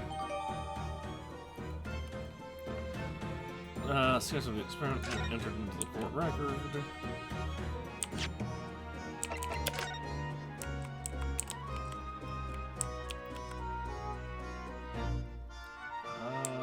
Intriguing. So it's like way up here based off of that direction angle.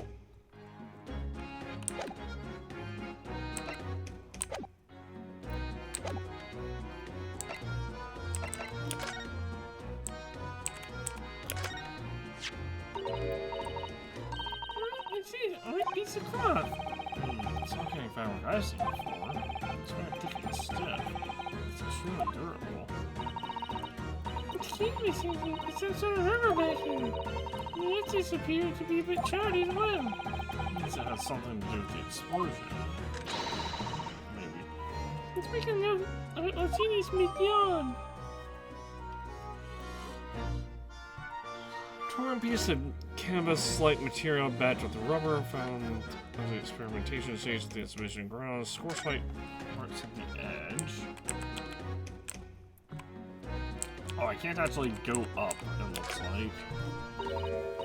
Hey, what's this? There's somebody jumped in the trees here. Dropped or hid? What's this? Some part of the machine that exploded? Maybe I can't come from above in the glass, perhaps. What's going on, eh? Sorry, I keep yawning, and I don't know why. Oh, nothing. I'm going to this just in case. Serious contraption entered into the court record.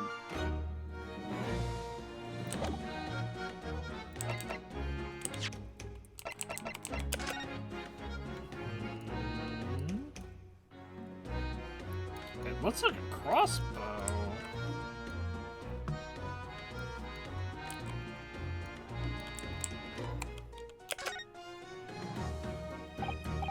Ah, there's some sort of lever here.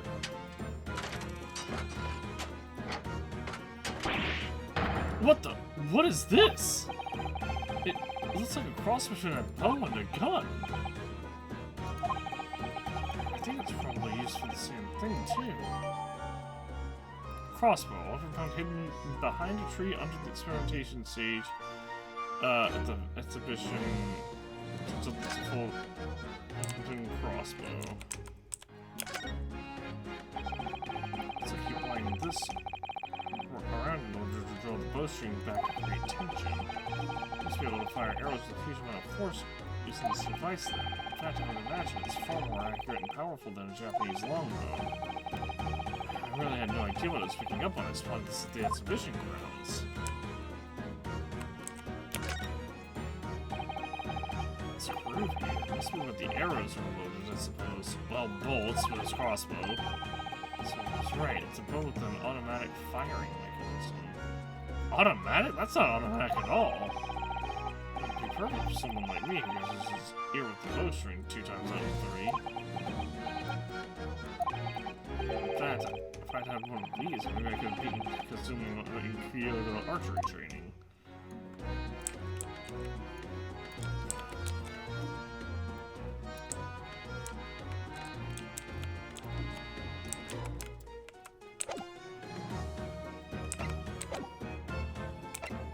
Alright, well, let's present stuff. Gee, there's circle by it. Oh, where did it go? Anybody solo? When did she do that? What have you got anything else to show me, eh?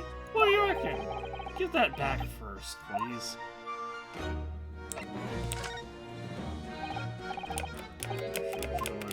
Okay, well, she's... Okay, nothing there. Nothing there.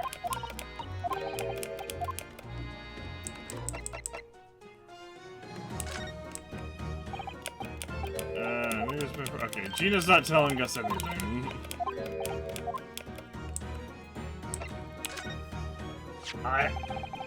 This one man is proof in Japan, at least, because I'm a defense lawyer. And I suppose just proof that I'm a detective. So you're gonna have to start calling me Inspector Lestray. In that case, I'll have to start calling me, well, anything but Otto. I'll call you Defender now. I'll call you Defender now, Otto. But if you like, maybe I don't trip off the tongue. No, it doesn't have a great ring to it, does it? Can I go up here? I cannot go up. Stairs obviously lead to the stage above. You should go up there and investigate the exact spot where the experiment was being conducted. Oh, okay, we have to examine. Okay, that's weird. 22nd October, Great Exhibition Grounds, Experimentation Stage.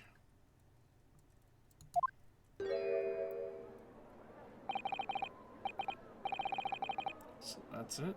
The machine that blew up. must have been a magnificent explosion. I've seen my fair share. You've seen things like this before, you mean?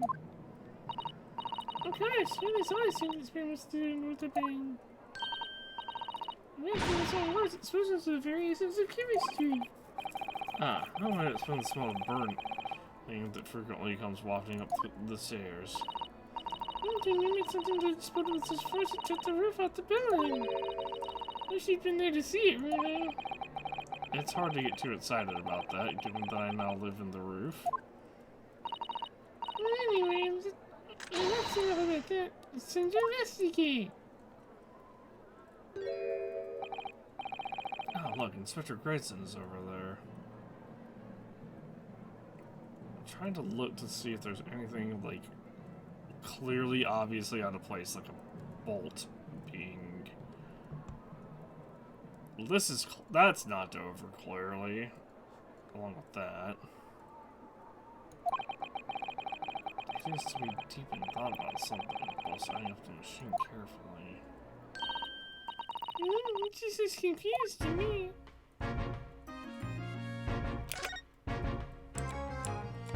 Well, while he's distracted, quick, let's examine the entire crime scene.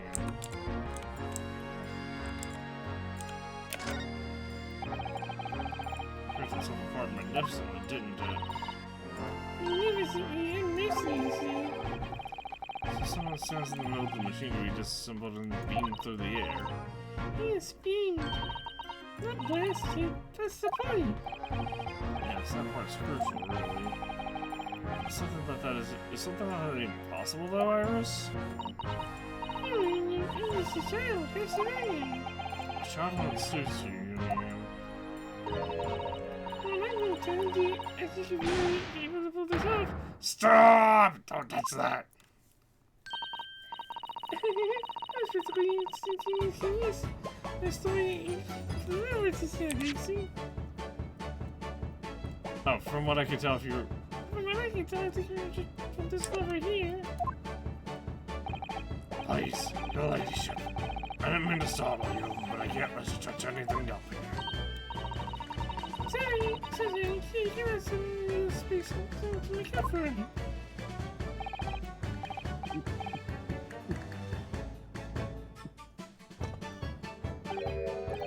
Ah, wonderful. This stuff really is wonderful.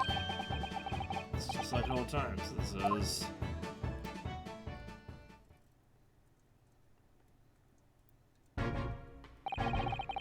Representing Professor Harebrained in court tomorrow, Inspector. So we should be allowed to examine the scene. Huh, listen, Sunshine. Even I'm not allowed to touch anything up here. That blasted special dispensation for scientific equipment to blame. It's driving me potty. Yes, that special dispensation. The professor mentioned that too. More red tape's all we need. I don't know what the government thinks it's playing at sometimes. But just look at me. Hey? Sure, that's alright, isn't it, Quincy? This child has the brain of a fucking supercomputer, so maybe not. Of course, your ladyship. Anything you say, your ladyship. Please don't get your dainty hands dirty, will ya? Don't worry. I wouldn't care to touch me, would we? I really want to touch this stuff. She really knows how to get what she wants.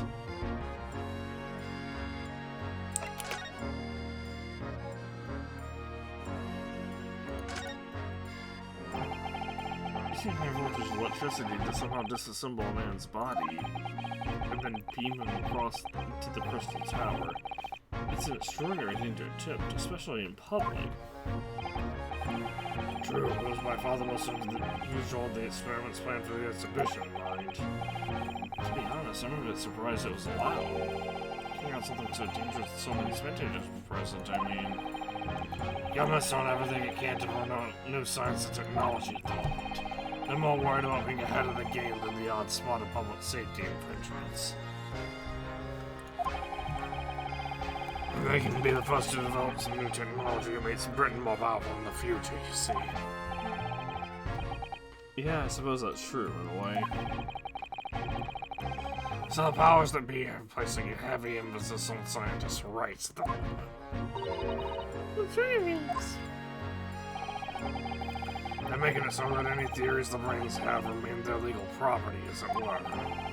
And right through the new development into a practical idea, even going into production.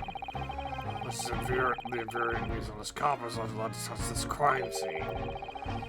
Because of the new highfalutin special dispensation for scientific equipment act forbids it. Ah, I see now. The only people with permission to investigate here are some brand new department at the yard. The forensic investigation team, it's called. We've been relegated to keeping guard. Forensic investigation team. Any old fool can see that this heap of scrap metal was a sham to begin with. And just because it says scientific equipment on the paperwork, we can't do a flaming thing with it. But the experiment worked, right? Right? You're crazy. Who's very head of business here?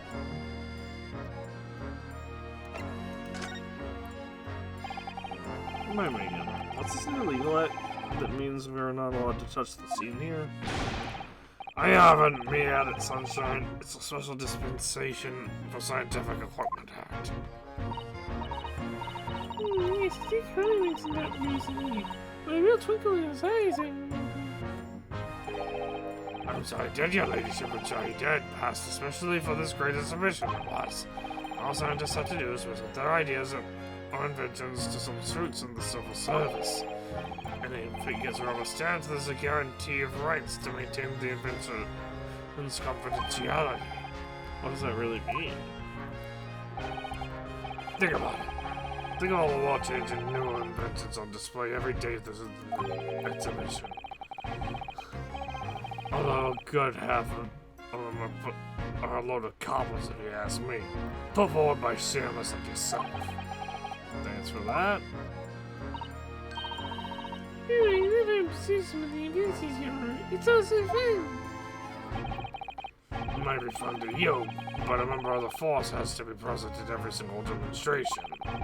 Can you imagine, eh? Hang science, that's what I say.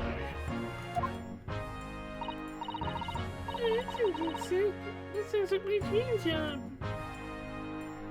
Maybe she should go for the yard then. You'd think otherwise. I've just been a day guarding all these shameless, bogus contraptions. But if they're all bogus, how can anyone hope to demonstrate them? There'd be no point.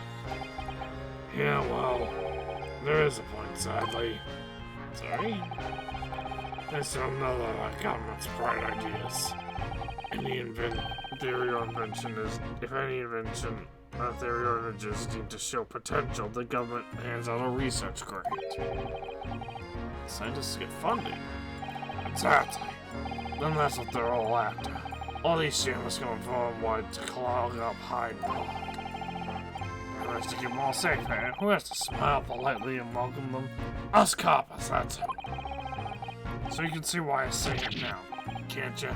Hang science! Hang it! Maybe I can see your point.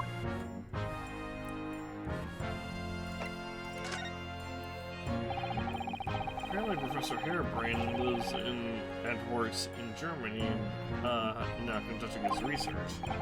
That's right, came back to Britain especially for the Great Exhibition, as I understand it. Probably after one of the government's research grants. Actually, we learned something else about the professor earlier today, about his time in further education. Turns out he was at university with someone we both know, Lord Van Seeks. Eh? What's that? That's news to me. But if Van Seeks means the prosecution, then as the accused, the professor's fate is sealed? Because the Reaper will get him one way or another. Blimey, that man's beyond me. I don't know what goes on in that head of his. Talking to Van Seeks, someone's paper read the story of him being attacked. Read that. Oh, yes. Mr. Reaper is completely fine. Nothing to worry about. Yeah, alright, yes, right. Glad to hear it. So, the Reaper, huh? How long's that business gonna keep up, I wonder?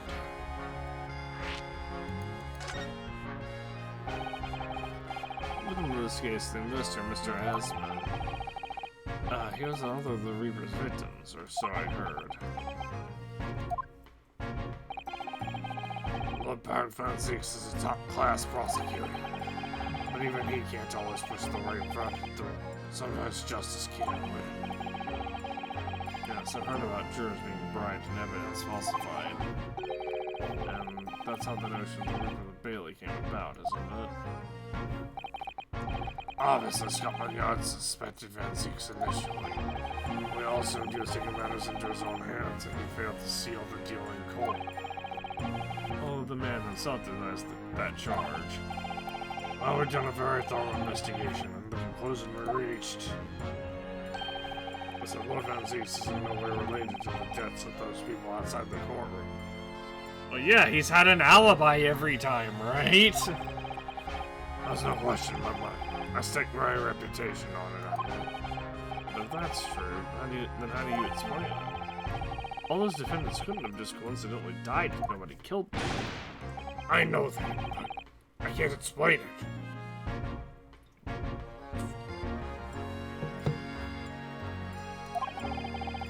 It's a mystery after all, isn't it? That's the whole point of the Reaper. Professor Harebrain mentioned somebody else. He said that at university, Lord Van Zieks was a sort of different person. Easygoing and kind. You what? He said that it was after they both graduated that something happened to change the man. Have any idea what it was, even though you clearly don't? No clue. Really? Look, I got my hands full watching over this frustrating crime scene. Why don't you go and make that good nuisance of yourself elsewhere, eh?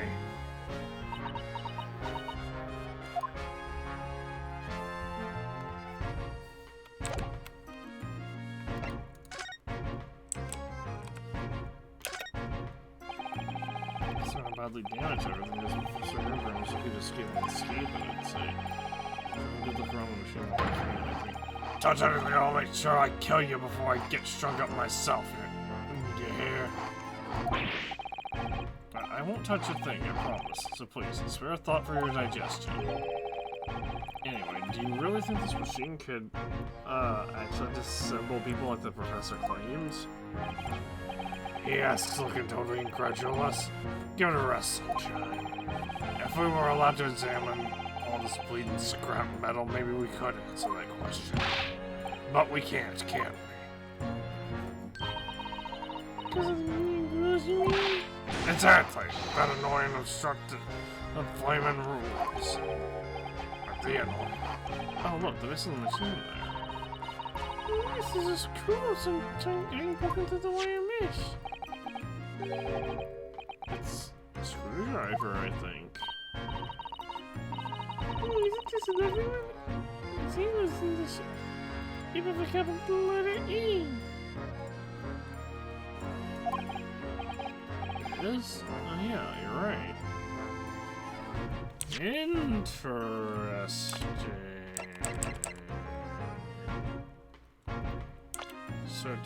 So did he tamper with the machine?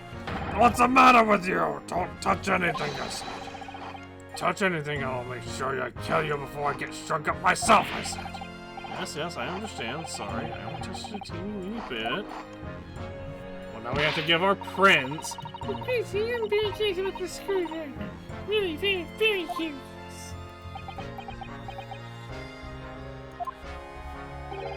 Of course, your ladyship. You're so clever, your ladyship. Fancy spotting something like this. I'm afraid I can't let you have it. But I'm not getting it first. I assure you, I'll investigate it thoroughly.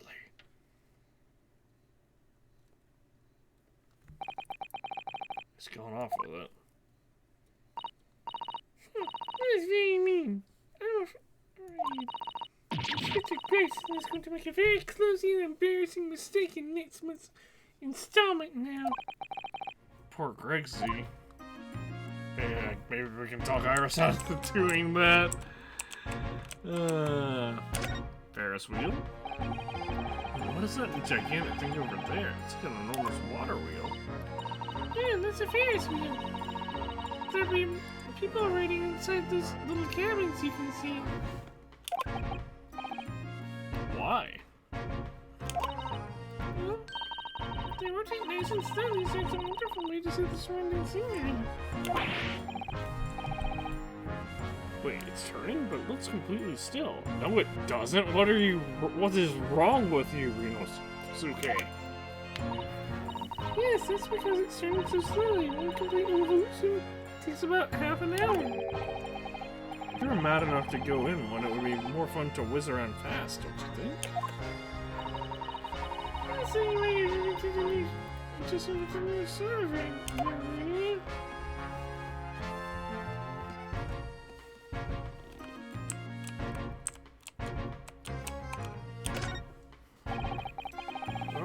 What's the strange buildings here on the red exhibition grounds, aren't there? I seem to remember seeing that somewhere being exhibited in Japan one time. Yeah, look at you. I wish I could go and see it. It was such a particularly skinny samurai with a present of one of Hurley's stories I'd written especially. Let's see if I can get Hurley into a jam against some Bartitsu Master Minkies. You might not find as many of those sorts of people around as you think. That's dumb. Oh, but I do know a prosecutor with a chrome mage top knot I can introduce you to. A charm. Oh, Chan mage. A charm, you know? Did you think I could have my picture taken with him, too? Assuming he's recovered from the trim, considering the game from a year ago, yes. And he did not. Oh, what the? Up? There's up. There is an up.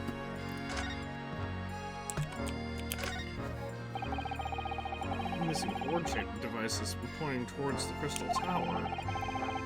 Suppose those people just assembled by the machine that shot out of that into wherever they're going. What was supposed to shoot anywhere? I set up to beam people to the crystal tower where they be reconstructed in their original form. Well, I don't like the look of it. If it was as amazing as it was, the accident wouldn't have happened in the first place, of course. I suppose that's true, yes. But nothing ever goes according to plan, does it? It does with sound. It does with sound,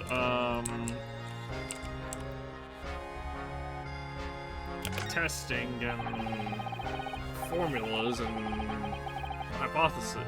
And then just hypothesis forming. So there's people carrying balloons dangling silently in the skies over London. I thought the day would come when humans would discover how to fly, but I never imagined it would involve them being suspended from colorful floating Tamari handballs. Yeah, that's really amazing being up there. The clothes. Let's take a ride together, you know, please. It's gonna be really cold up there. And being perfectly honest, I'd like to try it. But without a cast iron guarantee the thing won't pull it to the ground, I'm too scared. Well, in that case, I should tell you what Hurley said. It's what's impossible for a flying balloon to pull it to the ground as long as it doesn't explode. Yes, call me crazy, but I think the that exploding part might play on my mind a little. That's for all the balloons, right? Yes. Well...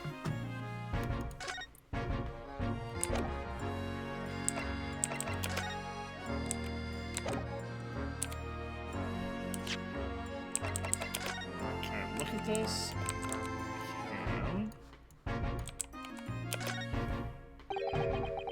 of layers of thick canvas with a thick rubber lining source. I've seen anything like it before. Apply Mr. Holmes' methods, you might just expect a raincoat worn by someone who really didn't want to get wet. The shoring must have occurred when the person was struck by lightning. Or maybe not.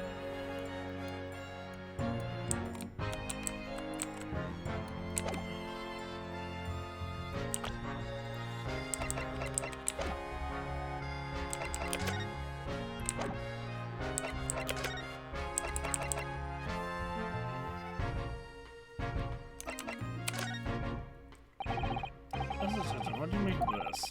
As I speak in 9 times out of 10, I find clues turn out to be red herrings. So there's every chance that's true. Essentially, I found a persuasive argument.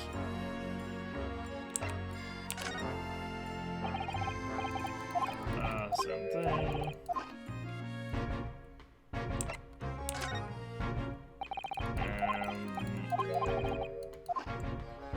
And the crossbow is irrelevant, he says. Inspector, have you read this paper? Yeah, 2 unlocal blasts back to back. This one of the exhibition and the Reek are getting attacked. I know, terrible nation we got to, well. I tried to pretend I hadn't read it and turned over for another 40 weeks. After that, I was laid up and got roasted from the soup. Some lungs are like that, aren't they?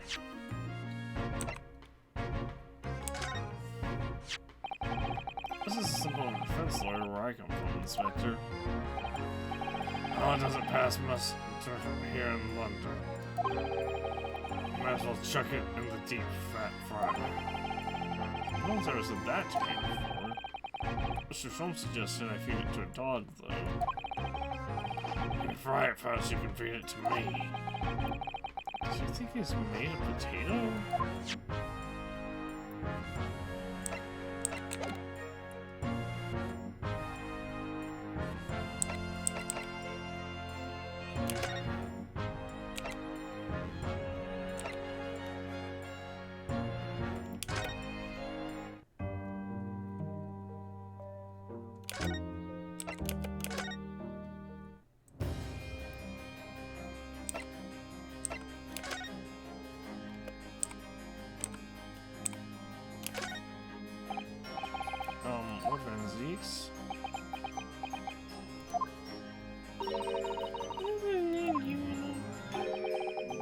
Prosecution and defense should avoid speaking outside the courtroom as a rule.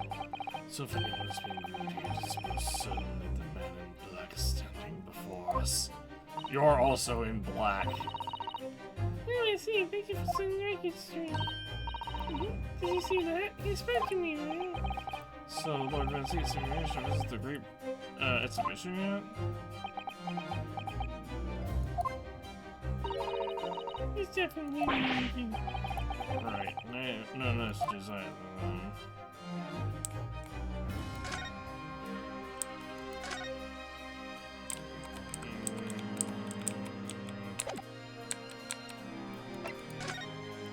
Kazum is missing. To the experimentation stage.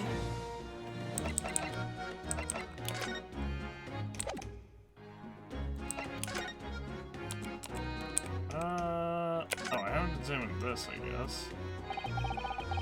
Crystal Tower. It's something that name. It's supposed to be the focal point of the exhibition, and it definitely is, being so tall and with all that glass. I can't imagine a building like this ever being rented in Japan. There also exhibits inside the Crystal Tower as well, I think. This is an observation deck. There's also an aquarium, zoo, and a museum. But I have to queue for 3 hours to get to the towers. And at the moment, the shattered glass from the failed experiment may well be the biggest draw. Yes, the whole tower is shape. Suddenly, it's not the Crystal Tower anymore, but the Crystal Glass Shower. Apparently, everyone's taken to the sky so to look down on the disaster area for the pub instead. There's a 3-hour queue to go open the balloon now. Wanderers must be very patient people.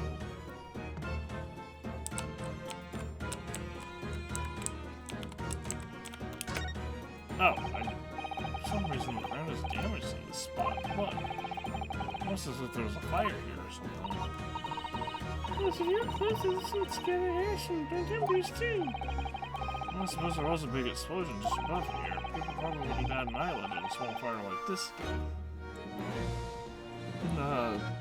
Like this would have been. That's the English are quite laid back right now.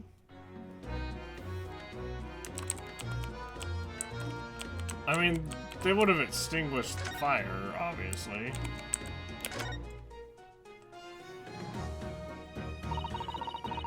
I'm trying to carry them in the pictures and stuff. That's why they call it denominators instant kinesis. Or what they call it? Data course. They're calling the experiment a success? It's doing scaffolding for them. The call puzzle lads set that up after the incident happened. Because of all you out, I think. They're not really. Didn't you help her, to erect the scaffolding? Nah, we're gonna lose one my name.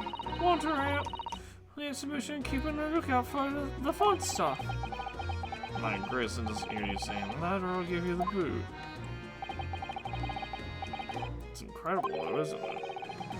I mean, did the victim really bridge that gap with some sort of invisible kinesis?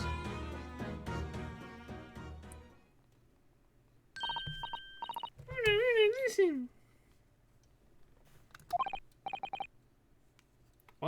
What is it? I've been thinking. I think might know something, emergency. About what? About Mr. Reaper. About what happened to Lord Van Zee? It sounds like something very significant occurred after he graduated from the university. Something that completely changed his life. Man, I have no idea where to find Mr. Schultz at the moment. He's in the middle of some big case, isn't he? We know where he lives, dude. What? Here, this is what you need. What's this? It's got an entrance ticket? Madam Tuspells? Tusspeells.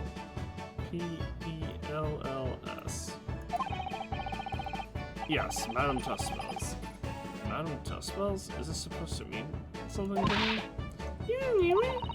So it's for purchase. You listening to me. It's really for some pictures for you, so you can do it. No, we're not talking for visiting attractions today, Iris. We have a big trial tomorrow. And that's what Hurley is. What? This popular London attraction? Yes. How's you know where he is? You told me, but he told me to keep it a secret from you, Madam. Madam Tuspells? I don't see how it can be related to the case we're investigating here, but then stranger things have happened. And when they do happen, Mr. Solms is usually at the heart of them. I am weirdly hungry. Well, new location added, finally.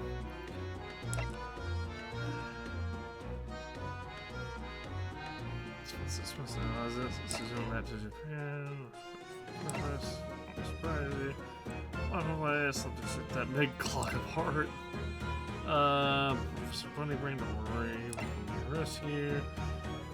The room is so dark, Mr. President will suffer terribly if he's not careful. Chronicles which innocent cases, and I'm not super sure about that. This is where Hurley is. I'll let you know he's not too much you. Alright, let's go to Madam Tuspells. 22nd October, Madam Tuspells Museum of Waxwork.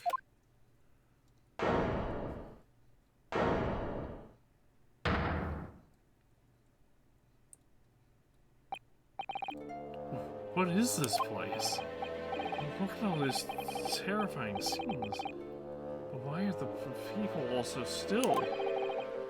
Guillotines, ruthless murderers? I know what I'll be dreaming about tonight. Yeah, I suppose. They're amazingly realistic, aren't they? What is the shit? Wax models? Ugh. I read about dead bodies and wax once in a magazine about a strange phenomena. Depending on how corpses are kept after death, parts of them can turn to wax apparently. It's called a adipocere. Stop talking about creepy things like that. I mean, that is scaring me.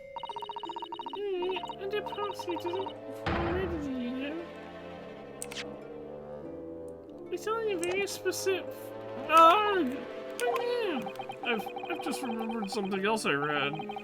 In another magazine about strange phenomena, there was an old lady, maybe witch, who used to pour molten wax over corpses and put them on display. The exhibits seen here are real. They're all entirely man-made replicas. They can't be. Do you really expect me to believe that? Just look at them. Oh. There's no way anybody can make models of people that are this realistic. Well, that one's clearly not a model. And they're all such gruesome scenes. Wait. Amazing. Oh no. I must be seeing things.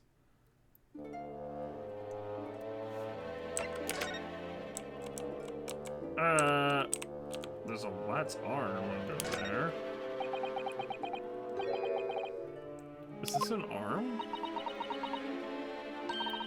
Looks like an arm, doesn't it? You want the last bars shown. You don't think it could be the work of one of the mass murderers in here, do you? Oh, it's so scary. Is it a lat's arm or a real one? Come on, you're always making that finger in court. Put that on it, and let's see how it feels. Objection! Big heavy curtain is in a very prominent position, isn't it? I have a nasty feeling there's going to be something truly terrifying behind it. Yes, that's a famous special exhibit. That's one thing that's most notorious killers. Do you want to pay the exhibit and have a look? Pay more money to be even more terrified? Oh, let me think about it for a moment. Yes. There's only a suggestion. Well, I was actually trying to read the sign there, but... Anyway, let's go to the left first. Is this some infamous murderer? Yes, for Jane the Ripper. I want pictures for young women. Okay, they could have just done Jack the Ripper for that. What? I knew it. You can tell by the way she's holding that knife. Sure. Sign of a murderer. Oh, yes. Oh! What's the matter, man? I've worked it out. I know what she's doing. She's trying to fill that bathtub with blood so she can have a soak in her victim's gore. I'm trying to get information about the exhibit in the board here. It doesn't mention anything about the bathtub. Really? Sorry, I don't think it's significant. I still think it has to be there for a reason. Can't examine the tub itself. Please do not touch the statues. That's fair.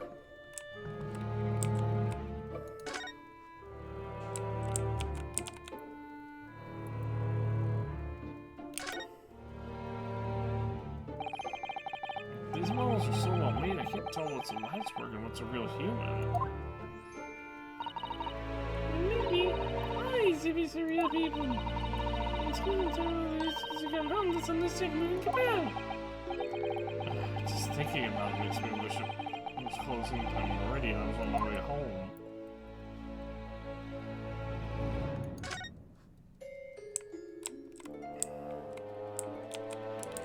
Well, let's examine way over here to the left so that it doesn't trigger Sholmes, maybe? Is this an example of Western Tsujigiri? I don't know what that is. You know, when an unscrupulous samurai randomly attacks a passerby to test his sword? It's good on you. No. Okay, a Western samurai would probably be hugely popular. Could you model it, do you think, do you Tsujigiri think you like it? Oh, I do have a sword, but I have no intention of testing how sharp it is on a human subject. For now, at least.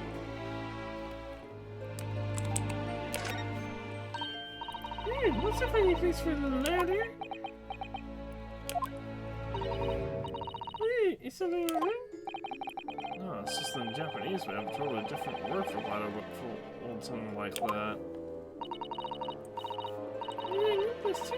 It's a step ladder, just steps. So be careful about making assumptions about other cultures. That's how I understand it. I didn't realize stepladders were an international point of contention, but the writer makes an astute point.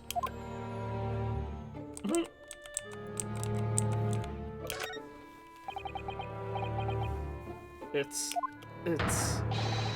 the great detective Mr. Herlock Sholmes. Mr. Sholmes has his own white statue in here? Really? He is more famous after all. He's not a wet statue, what? It's an uncanny resemblance, isn't it? It makes my skin crawl to look at it. I know, but Ricker, you can get this really if he doesn't move a muscle. You can't go around kicking the exhibits, Iris. Wait. It just moved, I'm sure. And not just a little bit either. Really? Did it? He's blinking! What? Look closely. There's a piece of sweat on the face of this waxwork model.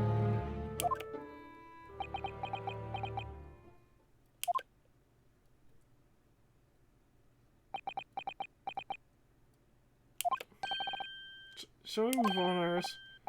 Over there, look, there's a great murder scene to enjoy. Much more appealing. Hold it! My dear fellow, I take exception to you recoiling in such a manner as if you did something truly important. Mr. Sholmes! I knew it! Iris, what possessed you? I strictly forbade you from divulging my temporary waxwork secret to Mr. Naruhodo. Temporary waxwork? What do you mean? And that kick, could you not have exercised a little more restraint? You winded me. I have something he needs to ask you. Ah, a question. I think you're probably getting bored too. So here we are. Well, I can't deny that your timing was impeccable. A mere 2 minutes more being stationary like that, and my great brain upon which all my success has been built would have took to wax. Thank goodness we arrived in time. Indeed, in many ways, the pair of you just saved the world from an unimaginable loss. You like to talk nonsense, don't you? You could know something, it's true, about Lord Van Zeus and what happened in the past to change him. Nope. Now that you're here, let's take our time. How can I be of assistance? For your luck, I'm certainly quite taken with the idea of conversing. Well, actually, I'm in quite a hurry. And if my eyes don't deceive me, I believe something is afoot within the walls of this very museum. And if my eyes don't deceive me, I believe something is afoot within the walls of this very museum. A most fascinating case, if I'm not mistaken. Really? Moreover, I have a strong suspicion that it's related to the matter in which you've come to me now. But how could it be? We shall speak again presently, my dear fellow, but for now I must return to my work. What? Back to being a temporary waxwork exhibit?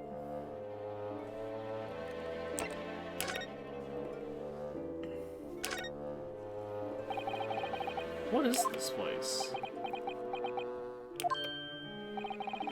Madame Tuspels came to London from France 3 years ago, I understand. Since she opened up this little art museum last year, it's enjoyed great popularity in London. There are museums like this in Japan too, but these displays are something else. I mean, they aren't made from actual real people, are they? The extreme realism of these artwork models is a particular secret of the Tuspels family, they say. They earned renown during the French Revolution for Wadsworth's victims of the guillotine. That sounds grim. The gruesome scenes were portrayed with such realism in the expressions of the faces of the condemned.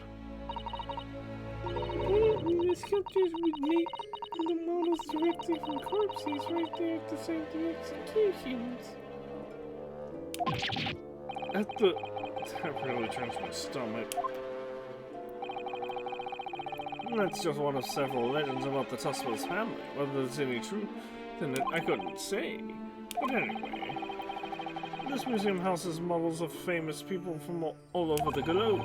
Nevertheless, the most popular area of the museum by quite some margin is this House of Horrors. House of Horrors? Of course, visitor numbers are dwindling now as a result of the Great Exhibition. People usually flock here to see the exhibits of some of London's most vile criminals at their gruesome work. Naturally, as some of the mysteries portrayed here were sent to the galleries. So they even stiffer now the models of them. If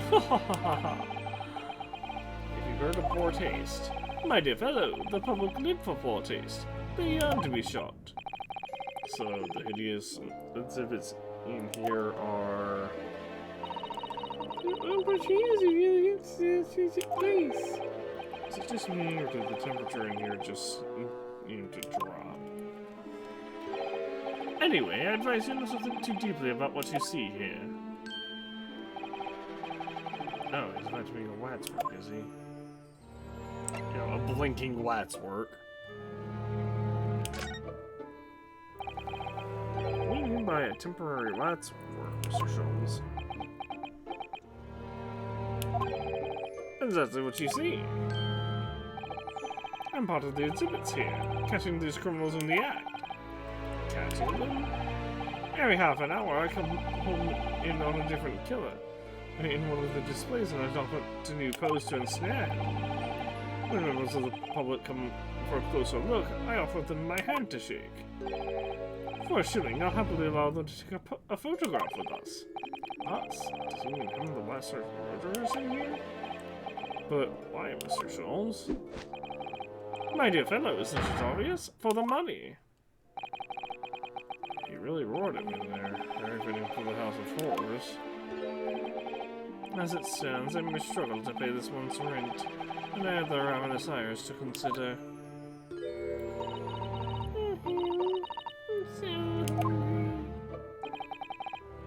If push comes to shove, I shall have to ask you to do your bit, Mr. Naruhodo. What's he threatening to rope me into now? So, with that in mind, how about a photograph? As a special treat, you may have your pick of the murderers and scoundrels in here. The choice is yours. Maybe some other time. Remember, Mr. Naruhodo, ignore me at your peril. Bad doing the lights work again. Is it just me, or did his final remark there sound a lot like a curse?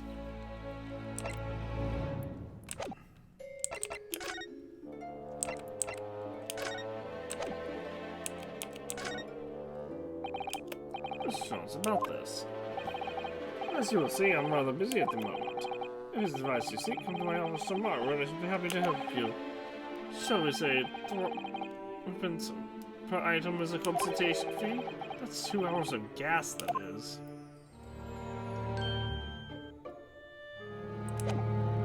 Well, I guess I can't present him with anything.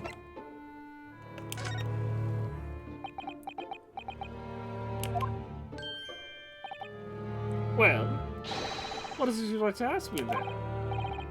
Actually, it's about Lord Van Zeeks. Ah, our friend Mr. Ipa. How did you find him? Well, I trust.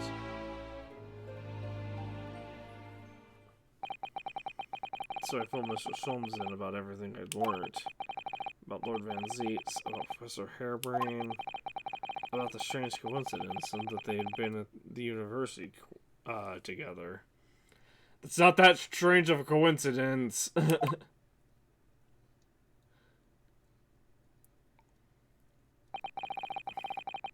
So I wonder what it was that happened to make Lord Van Zeek such a different person. I'm sure that you knew her. You said there was something going on here at this exhibit hall before, that something was afoot. But you believed it was related to what I wanted to ask you about. Mr. Sholmes? They suddenly clammed up. Well, it seems we've reached the unavoidable. Greetings. Oh, hello. Where did she appear from? And what's she wearing? Is she look any more mysterious? She is straight up in a witch outfit. I hope you are appreciating my museum. Sorry, have we? Mr. Sholmes, do you know this? This is Miss, Trustspell, was it? I forgot. Not again. My apologies. Tuspells. My apologies. I'm Esmeralda Tuspels. This is my museum of light's work. What? You're the Madame Tuspells? And so, though only 26 years young, I'm retired. Is that significant somehow? I'm a madam, only, but it's a certain je ne sais quoi. Right. Firstly, I must apologize for my wife's works, or rather, one wife's work in particular. That'll be Mr. Sholmes, then.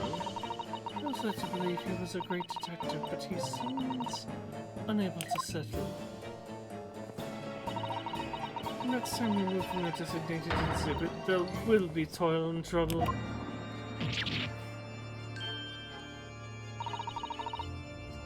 She sounds deadly serious. That's a problem. I'm supposed to ask Mr. Sholmes about Lord Van Zeeks now.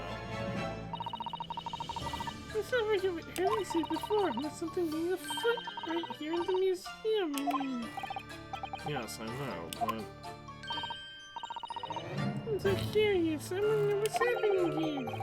Haven't we got enough on our plate already? Look, it's gonna take like 5 minutes to do a deduction course correction thingy. Howdy, Ryonosuke. You know, there's something I'd like to show you. Yes, what is that? I don't to myself immediately. I've been very curious since. Oh, well, it's actually the mark of a defense sword in the Empire of Japan. Oh, girls on Mars. Not quite as interesting as I'd hoped. That's actually what you're expecting from an armband?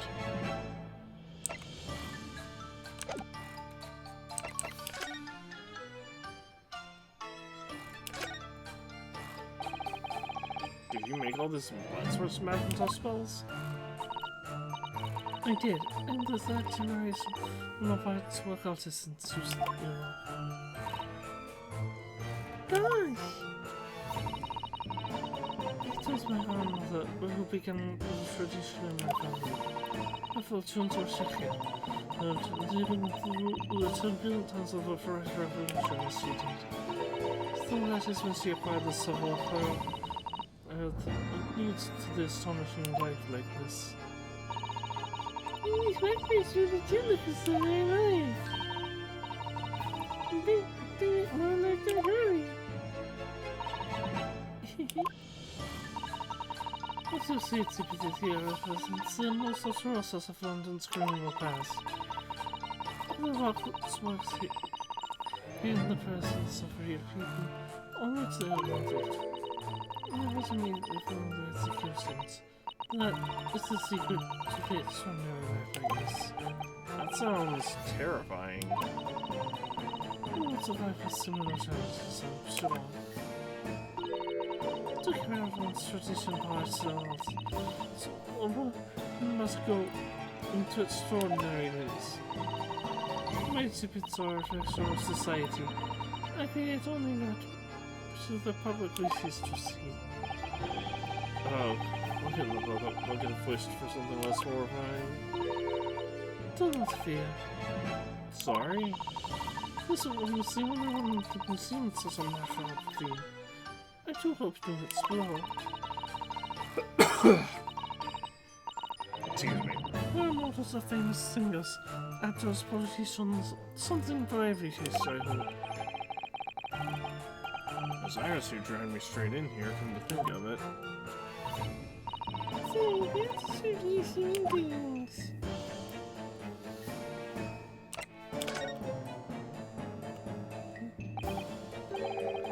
What's the situation with that? Ah, that's a very sort of matter. He approached me some days ago, you see, with a business proposal. Oh, what sort of proposal? My dear madam, what these bars exhibit need is the addition of the world-famous great detective. Oh, that's to that effect. Not really, I'm not aware that Mr. Storms is well known in London as a talented detective. It's a great detective, actually. He's very specific about it. Yes, the creme de la creme. So, I was keen to come to some arrangement with him, of course. But sadly, we were unable to agree to things. Let me guess, someone wanted to charge an exorbitant price for his services? For a mere £500, I will dive into your cauldron of wax this very moment. Of words to that effect. Mr. Sholmes might have overdone it slightly with the sales pitch.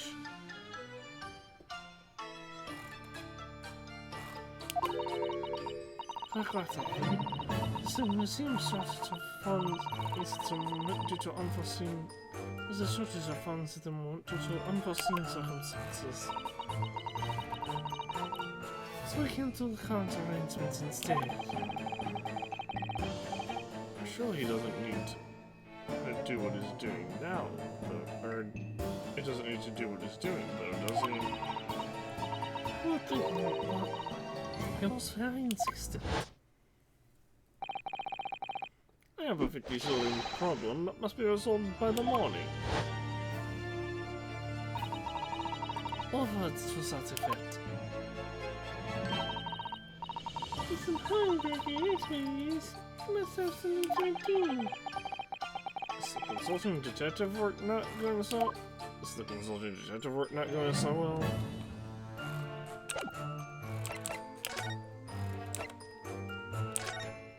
Can I show you this? Oh, how fascinating. Is it this smell flats? No, sorry, it's a piece of evidence. Why would you want to show me this? Well, that's lyrical about Lats, is that it?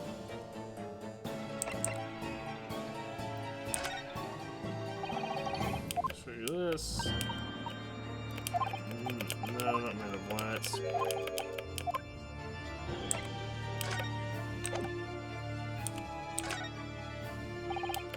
Show you this.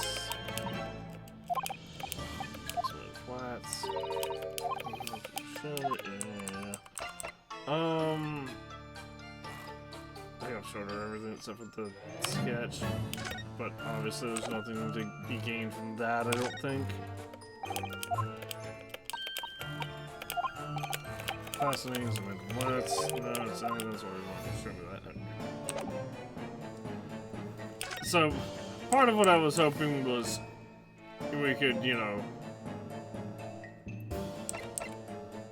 part of what I was hoping was maybe she would be able to tell some a bit more about this for some reason. Like maybe it's made out of wax or something.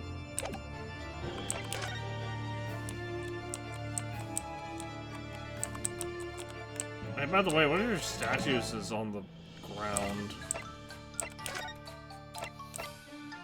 Something afoot. I wonder, could I ask you something? Inside. I'm just curious. Is something going on with the museum at the moment? Some kind of an incident, perhaps?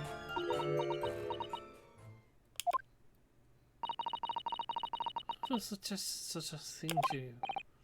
Oh, well, it was a temporary waxworker over there who mentioned to me a little... Oh, he's disappeared.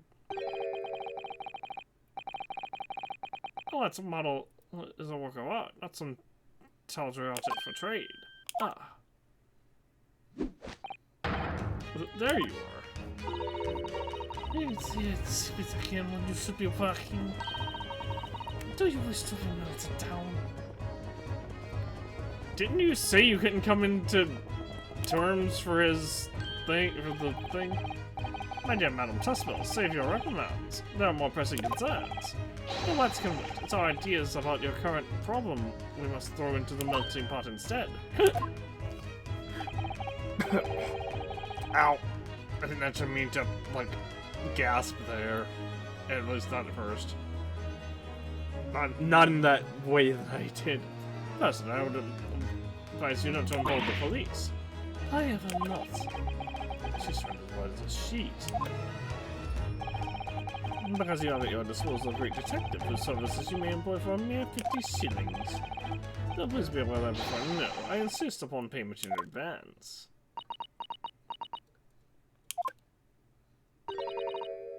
Very well.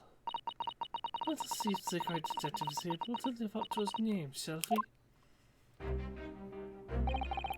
Before I engage my analytical processes, I must ask you to clarify something. What, pray, is behind the curtain? That's the suspect's special exhibit. There's an extra charge to see it.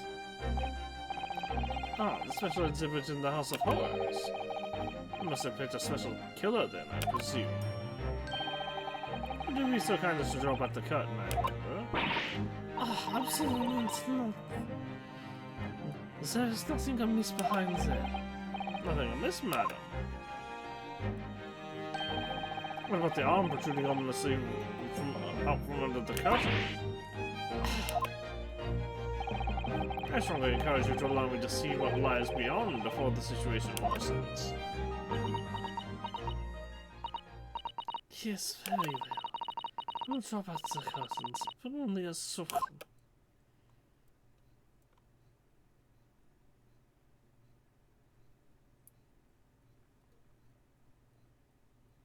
Number 139. I must confess I peeked behind the curtain earlier. Just exhibit is a very bleak graveyard scene indeed. And yet somewhat surprisingly, the wet-hot killer one would expect is nowhere to be seen. What does strike one, however,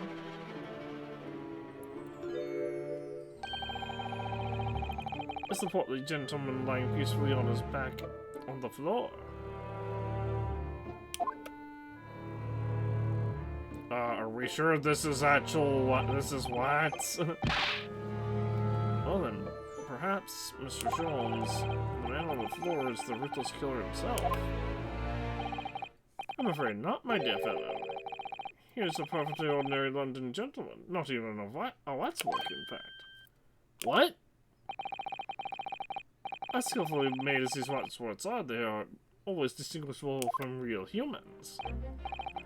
So allow me to present my two conclusions. The first is that a sizable business transaction has been taking place in this special exhibit. Why would you say that? And the second is that the aforementioned transaction is linked to a serious crime. Ah! Just as pale as candlelights. I don't understand. So, Madam Tusswells, as you've agreed to my fee, you shall now have the pleasure of seeing this famously great detective and temporary exhibit at work. The Great Deduction. The game is afoot. Actually, I like doing these, but they definitely could use work. To begin with, we must ask ourselves what exactly is afoot here in the museum. Like, I wish we could do the correction at the same time as the initial deduction. The answer is revealed by the bundle of banknotes protruding so helpfully from your bag. In my estimation, some 200 pounds. That is all my own money. So does this large sum of money reveal? Not as much as the involuntary glance you cast.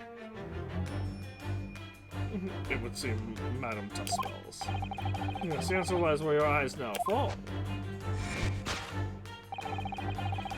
The significance of the 200 pounds is revealed by that public notice. What's up for sale? Your business has hit hard times, it would seem. In short, you sold the infamous killer, the centerpiece of your special exhibit, for the sum of 200 pounds. No! Now, this is well, the next curiosity with which we are presented. Who is the portly gentleman stretched out so peacefully on the floor? It would appear the man has suffered a severe shock, the cause of which is clearly known to you. Oh. Unfortunately, madam, keeping secrets does not appear to be your forte. What got the man such a shocking blow as it was the 200 pounds? Not whatever this over here is? It would appear that you twisted this gentleman around your little finger most effectively. What are you suggesting? You actually agreed to purchase the white sword for the sum of 200 pounds. Only when he came to hand the money over did it occur to him what the extortionate amount he was paying. But the money was no longer in his hands. And the result? The scene we see before us. He collapsed in shock. Yes, the killer in this special exhibit fetched a killer price. We can only pray that the gentleman's dreams are not so plagued with regret. That's what's sold for cash. Topic 2, Wadsworth location. The question that arises then is, what has become of the Wadsworth changed hands? We just considered that problem for a moment. You cannot possibly. What immediately strikes me about this conundrum is the young man standing over there. Who is this fellow? To find the answer, we need only observe his neckerchief.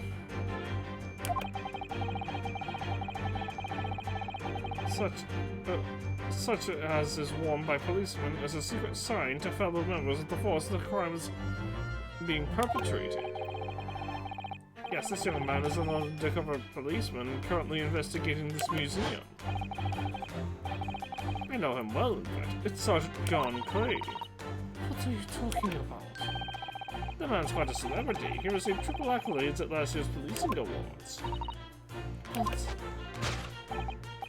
Let's return our attention to the old man sat before him with a particularly unsightly visage. I've been watching him closely and he hasn't moved a muscle. Almost as if, in fact, he were a Wadsworth. Oh, but you... There's also just a price tag there. Oh, your reaction only confirms my suspicions, madam.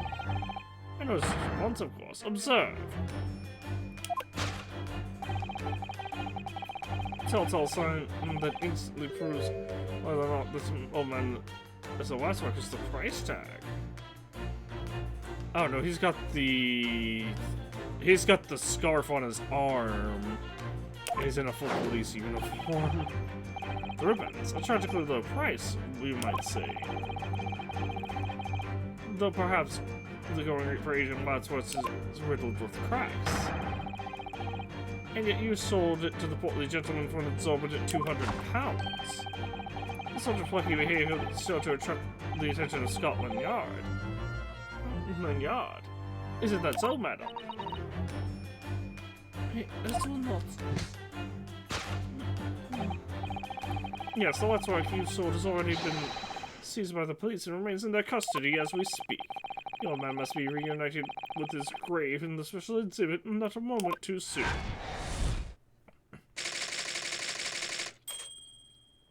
Discovered already. This concludes Sherlock Holmes' great deduction of this horrifying puzzle.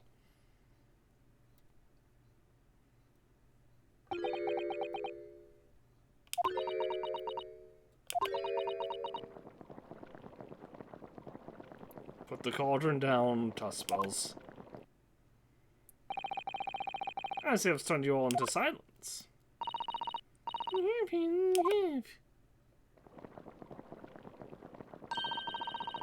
Obviously, City family in the process for causing the surface of the earth.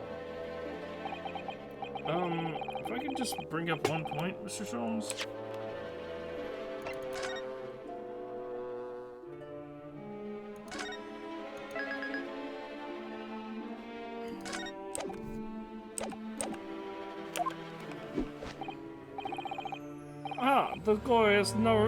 The notorious Naruhodo 1 point. I'm all ears, my dear fellow. According to your deduction, then, the special exhibit featured this old policeman. So that would mean he's the particularly ruthless murderer, wouldn't it? The killer policeman, Ottermo.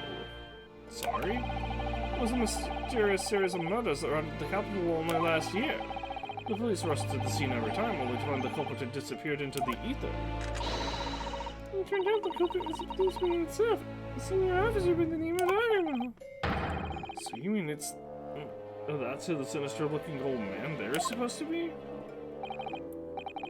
Indeed, it is a particularly grim tale, is it not? Unforgettable, in fact. Yes, I remember that odious countenance only too well.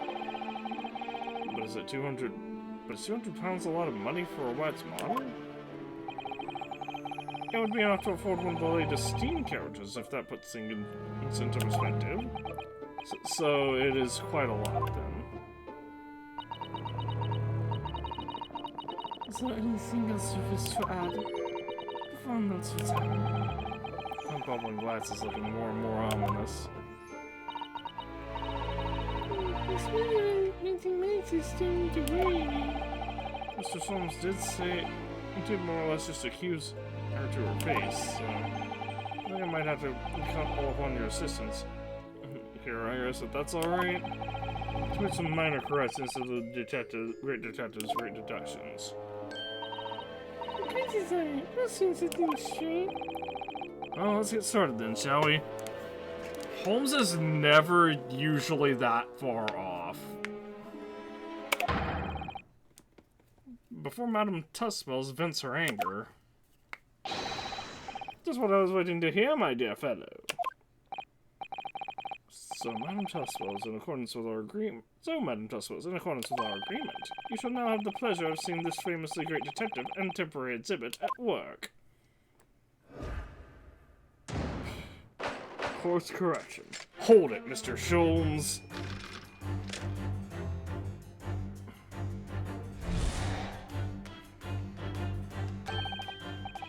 To begin with, we must ask ourselves what exactly is afoot here in this museum. The answer is revealed by the bundle of banknotes protruding so helpfully from your bag. In my estimation, some £200. Does this weigh all my own money? So what does this large sum of money reveal? Aha, not as much as the involuntary glance you cast, it would seem, Madame Tuspels. Yes, the answer lies where your eyes now fall. And the significance of the £200 is revealed by that public notice. She definitely looked in this direction, it's true. guess you should sign on for a rat's race even for 200 pounds. Oh? So much for our own son to making them do sustain over and above the others.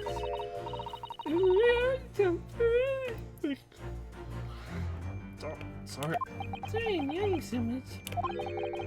That much money, I would. It sounds like that, but it sounds like that makes me a bad person. Well, anyway, what if the 200 pounds could have some other significance? It's not that far of both again, so there's anyone else that can explain it.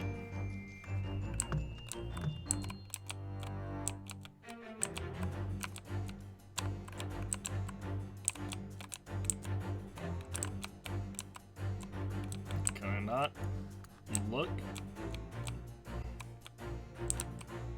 Okay, well, it's not the public notice. We know that, so it's definitely the guy. Take that!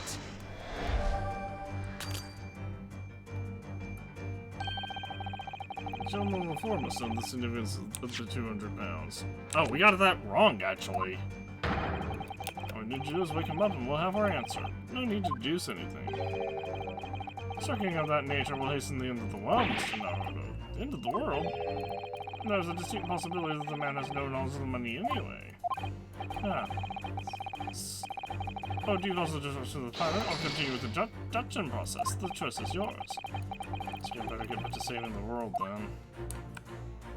Okay, but I can't go left or right here, like, at all. And the 200 pounds are nowhere related at all. That's just the wrong place, wrong time, it seems. I don't see area to do. So I'm gonna go over this way must tell us something. I'm so confused. What do you... What?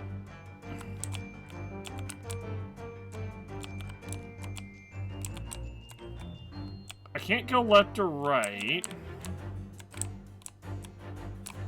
Can't examine the curtain. Public notice. Maybe it is just the public notice? Maybe that's what... Maybe that's the trick. Maybe it is just the public notice.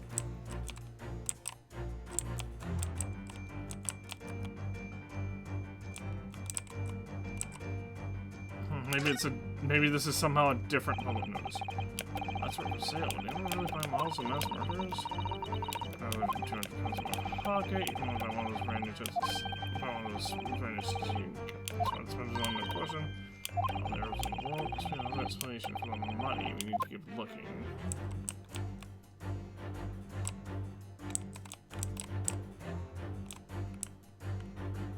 There's nothing. I can't go left or right here. Oh, I can. Okay, I'm reloading. That's...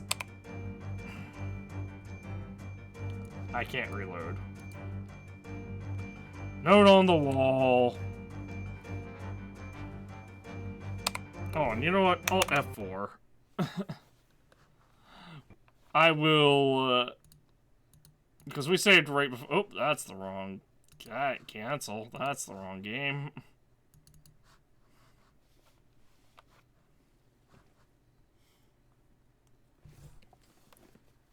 I could play Evil Within. I never actually... Like, I played, like, maybe one chapter of it and didn't continue.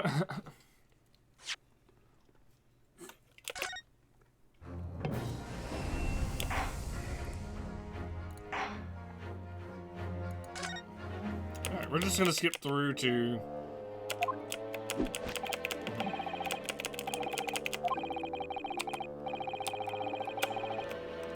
So, is there a faster... There should be a faster...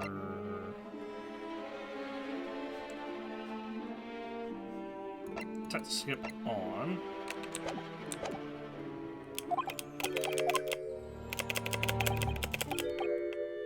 Cover some auto roll, blah blah blah blah blah blah blah.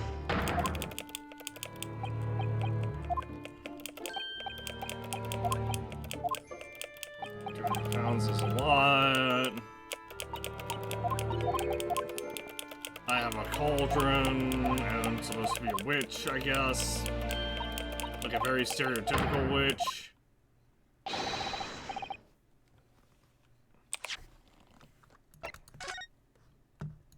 Alright, we'll save here so that on the off chance that something like that happens again. Okay. I don't remember. It may just be me being wrong, but I don't remember ever having to, like, physically rotate like that in the... Oh no, that definitely happened. That definitely happened. Actually, no, that happened in the previous chapter. I was gonna say in the previous game, but that happened just in the previous chapter, actually. Where's my gameplay settings? Reader. Oh.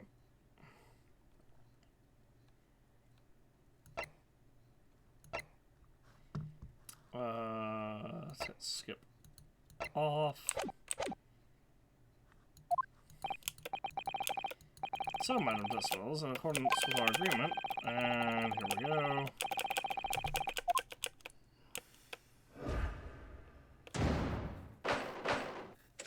Course correction.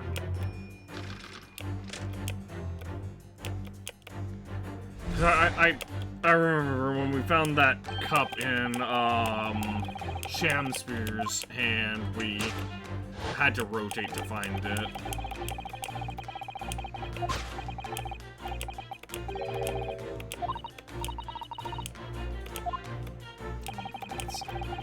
Money, some money reveal.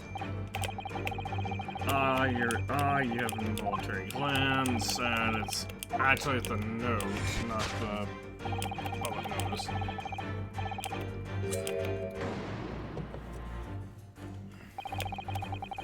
She definitely looked in this direction, it's true.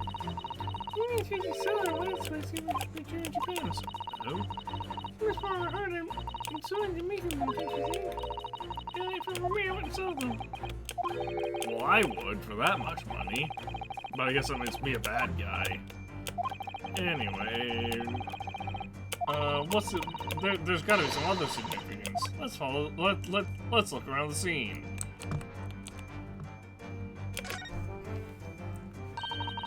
What's in here you can down the road? Yes, let's see. Dear Madam Tussballs, I've taken the prisoner from this room.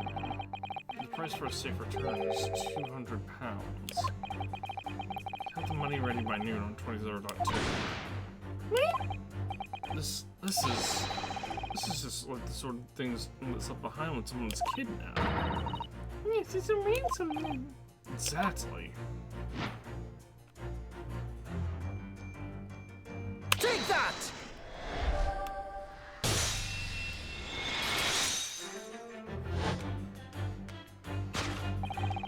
The significance of the 200 pounds is revealed by that ransom note.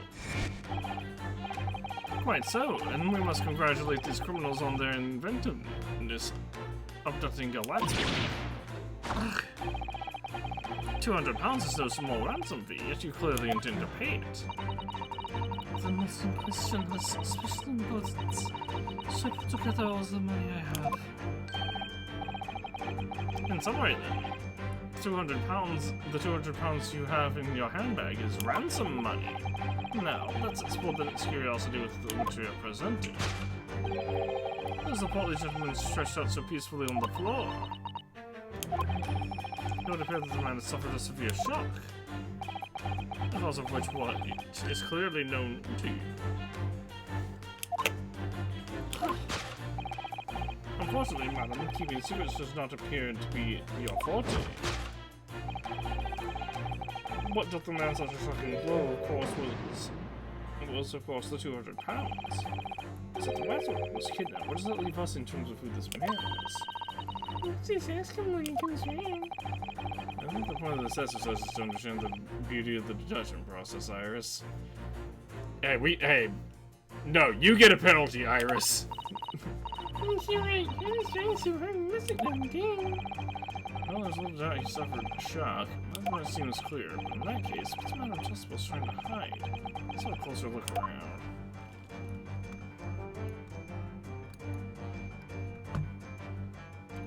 What the heck? Hand of Madam.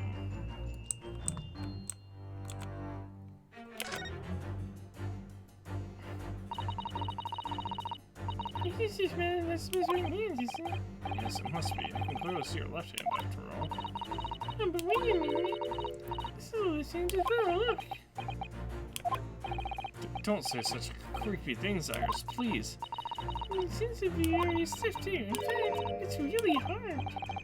You mean it's made of wax?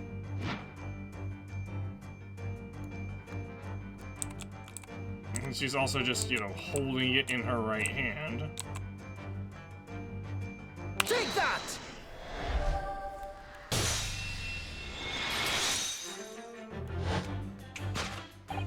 What dealt the man such a shocking blow was, of course, the Watswork hand. Indeed, with a solid Watswork limb, one could deliver a very substantial blow. How could you? The hand protruding from the bottom of your cape. It ought to be a right hand, but upon closer inspection, reveals that, in fact, it's a left hand. And somewhat masculine as well. In other words, it does not belong to you, madam. It is the hand of a Watswork non. Oh, cow!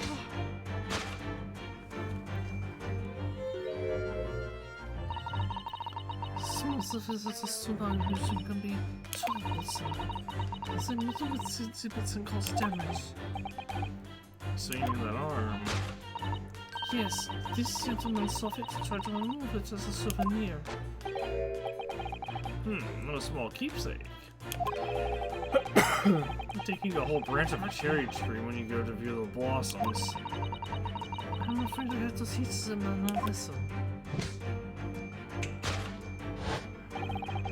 He confronted the man and tried to take the arm back. And the result? The scene we see before us, he was not unconscious. A point we may need to revisit later, but for the time being, we have our conclusion. Yes, the killer in this special exhibit has been kidnapped.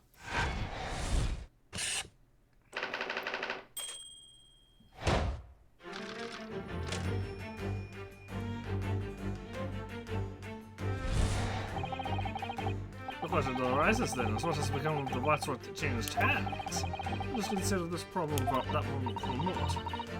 You cannot possibly. What I mean, it strikes me about this conundrum is the young man standing over there. Who is this fellow? To find the answer, I mean, only observe his neckerchief. According to Mr. Sholmes, the yellow neckerchief was assigned to other policemen, but some crime is underway. I ain't communicating with this county activity, yes. This is called a Chronicles continuity. That Mr. Sholmes didn't hesitate to give away. Then company secrets is an intruder to think here, guys. Right. Anyway, judging from Madame Tuspel's reaction to Mr. Sholmes' deduction, I think Master might not have identified the man quite correctly.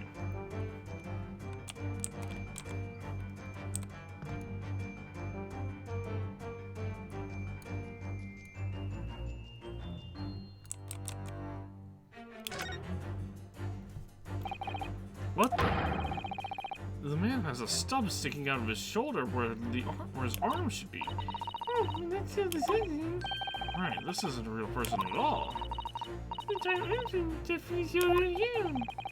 His arm's been... Of course, that ties in with what we just found out. Take that!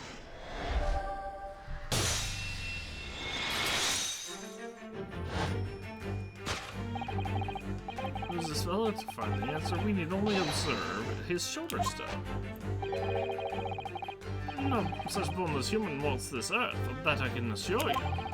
In other words, the man standing here, the young Sergeant John Clay, is in fact, defying all odds, a Watswork model. I seem to remember it was you who concluded he was a real person in the first place, Mr. Sholmes. He has become quite a celebrity in London. He was the winner of no less than 3 policing awards last year. I simply had to make him involved in them. Naturally. Naturally. What other explanation could there be? It was this detective's arm that was pulled off by the man on the floor in the special exhibit, wasn't it? Next, we turn our attention to the old man set before him with a particularly unsightly visage. I've been watching closely and he hasn't moved a muscle, almost in fact as if he were made of waxwork. Ah, but you... Your reaction only confirms my suspicions, madam. I noticed it at once, of course. Observe! The telltale sign that instantly proves whether or not this old man is a waxwork is obviously the price tag. A killer policeman called Ottermole, was it? Was he well known? What's an interesting baby's face here, but I can't see I know what he looks like. It's a very nice face, but it isn't much money. Well, enough for a few measly hours of gas in Mr. Carragher's delightful lodgings, in fact. So is this the special killer taken from the exhibit? So this is a special killer taken from the exhibit, is it? What's it that somebody stole from the museum and tried to ransom for for 200 pounds? No, it's not. It's a real cop. Is this crusty old killer or policeman Ottermore? Really? Yes, we see it at the guy against even our idea of stuff.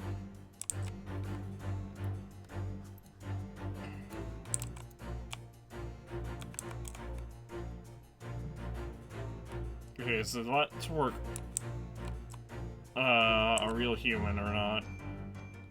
Take that!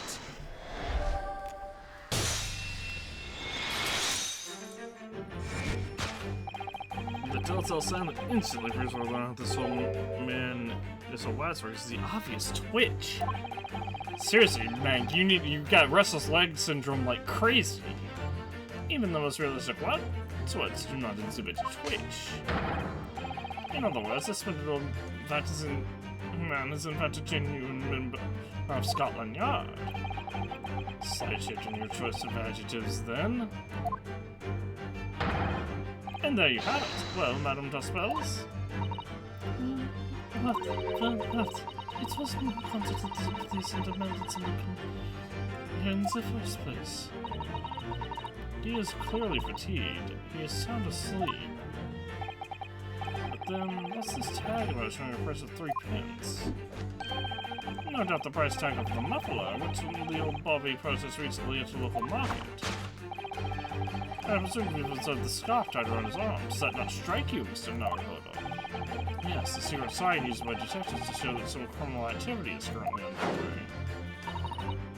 Of course, because as you know, there has been just such a criminal activity happening here. I suited us from the very beginning, detective. So it would seem that we finally arrived at the truth.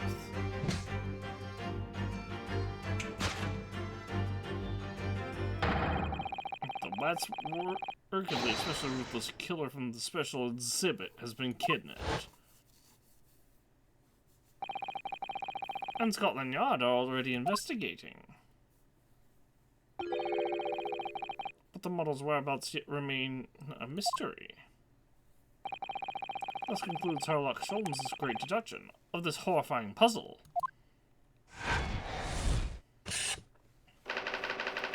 Still a mystery. Well, time to figure out where that Light's doll is, I guess.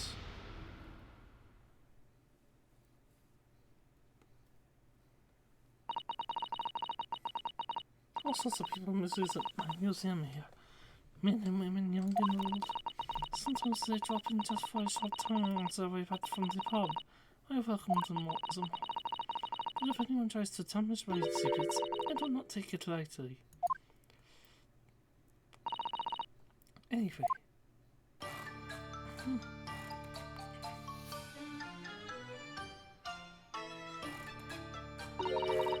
Your great discussion was even more enchanting than I had been led to believe. It was a pleasure, my dear madam. I'm gratified that you enjoyed the spectacle. And as for your rough customer, I no doubt he'll regain consciousness shortly and return home.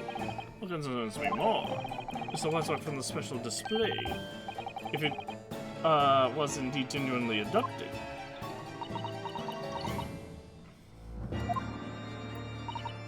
Yes, tragically. It was. Then I would ask you to recount to us the events surrounding the stolen Latswork, in as much detail as possible, if you please. Well, you know, but after I have told you what I know, I must insist that you return to your work.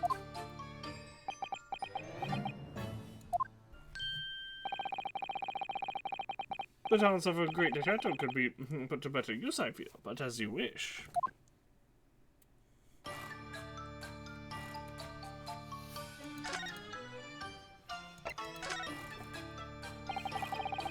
Tell us more about the stolen Latswork, please.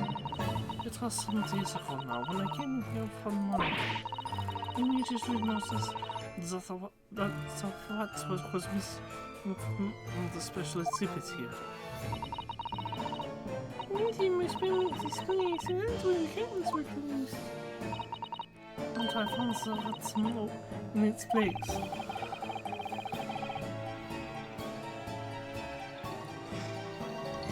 I yawned. The culprit must have broken in during the night and taken it then.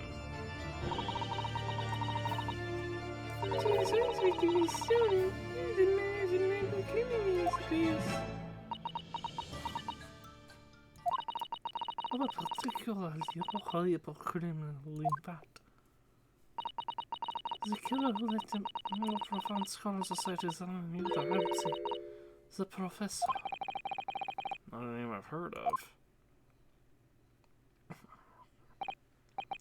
So, Mr. Naruhodo, it seems as if the cycle is complete. Sorry. This happened to be around at the same time I was born. You didn't do it. Indeed it did, Iris. 10 years ago, a series of murders that rocked the capital. 10 years ago? Yes, at exactly the time that Barak Van Zietz graduated from university, in fact. What? Surely he's not saying.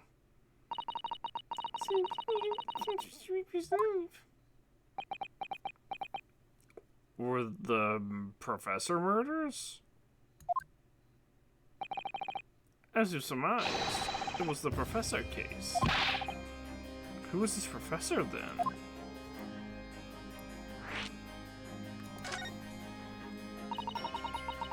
It was a series of gruesome murders that had all of London gripped in terror a decade ago.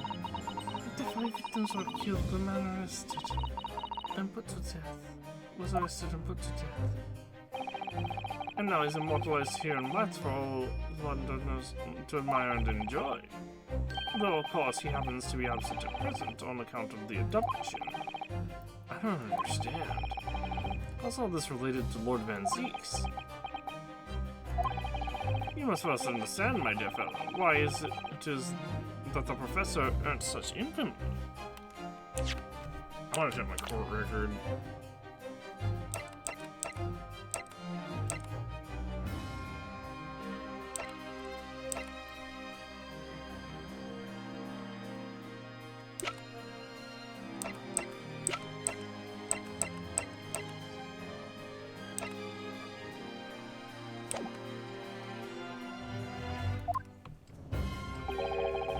It was due to the victims he chose, some of Vital's finest. Those murdered by the professor were some of the highest members of the British aristocracy, members of the nobility, even royalty. They sent shockwaves through the country's administration. Members of the... Ah, wait, of course! What Professor Haybrain said. Lord Van Zieks is from a family with noble blood. It was the fifth victim that led to the professor's arrest. The last of the killer's prey was a young noble by the name of Clint Van Zieks. Prosecutor Van Zieks' brother, probably. No, I don't believe it. Van Zieks? I'm sure you can piece together the rest for yourself. In the wake of his older brother's murder, the young Barak pursued a career as a prosecutor. Oh, it was the older brother. Okay. And eventually became the Reaper we know today.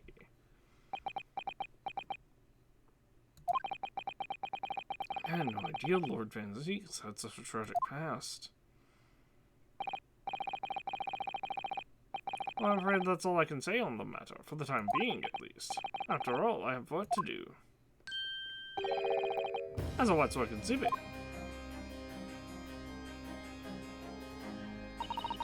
I'm afraid I still have to excuse myself as well. Oh yes, of course. It's been a pleasure. Thank you.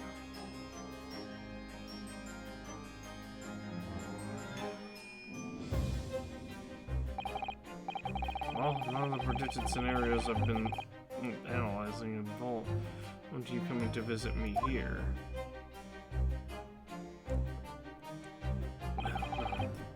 Well, it's been too long, it has. I'm really glad.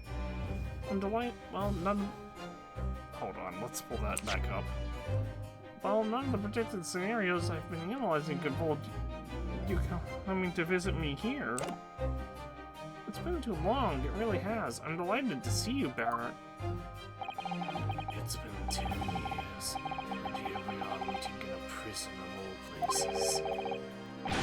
I can't forgive myself for what happened to Mr. Asmund. I just can't. I still can't believe it could happen. Tomorrow the court will decide. Yes. I have a young Eastern man acting for my defense. He seems reliable enough, though. It was an accident, a terrible accident. He assures me that he can prove it. I must warn you. Oh, I know. I've heard already. You're going to be prosecuting, aren't you? Yes.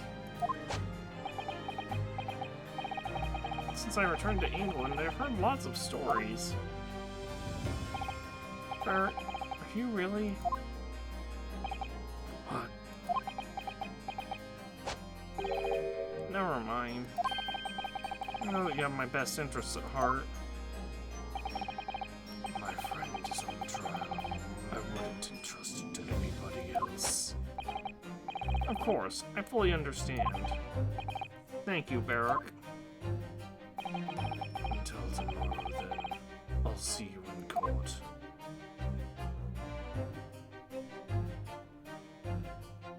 Van Zieks looking directly at the player. To be continued. That's gonna be the end of stream, because that took 3.5 hours, basically. 3 hours and 28 minutes. So we will continue this tomorrow. And we'll be going into the trial. I mean, obviously, I don't know how long this is going to take. I could just be a one, it's definitely not going to be part one, just a one and done. I'm expecting this to be a long trial, just straight up. But anyway, good night. I will see you all tomorrow.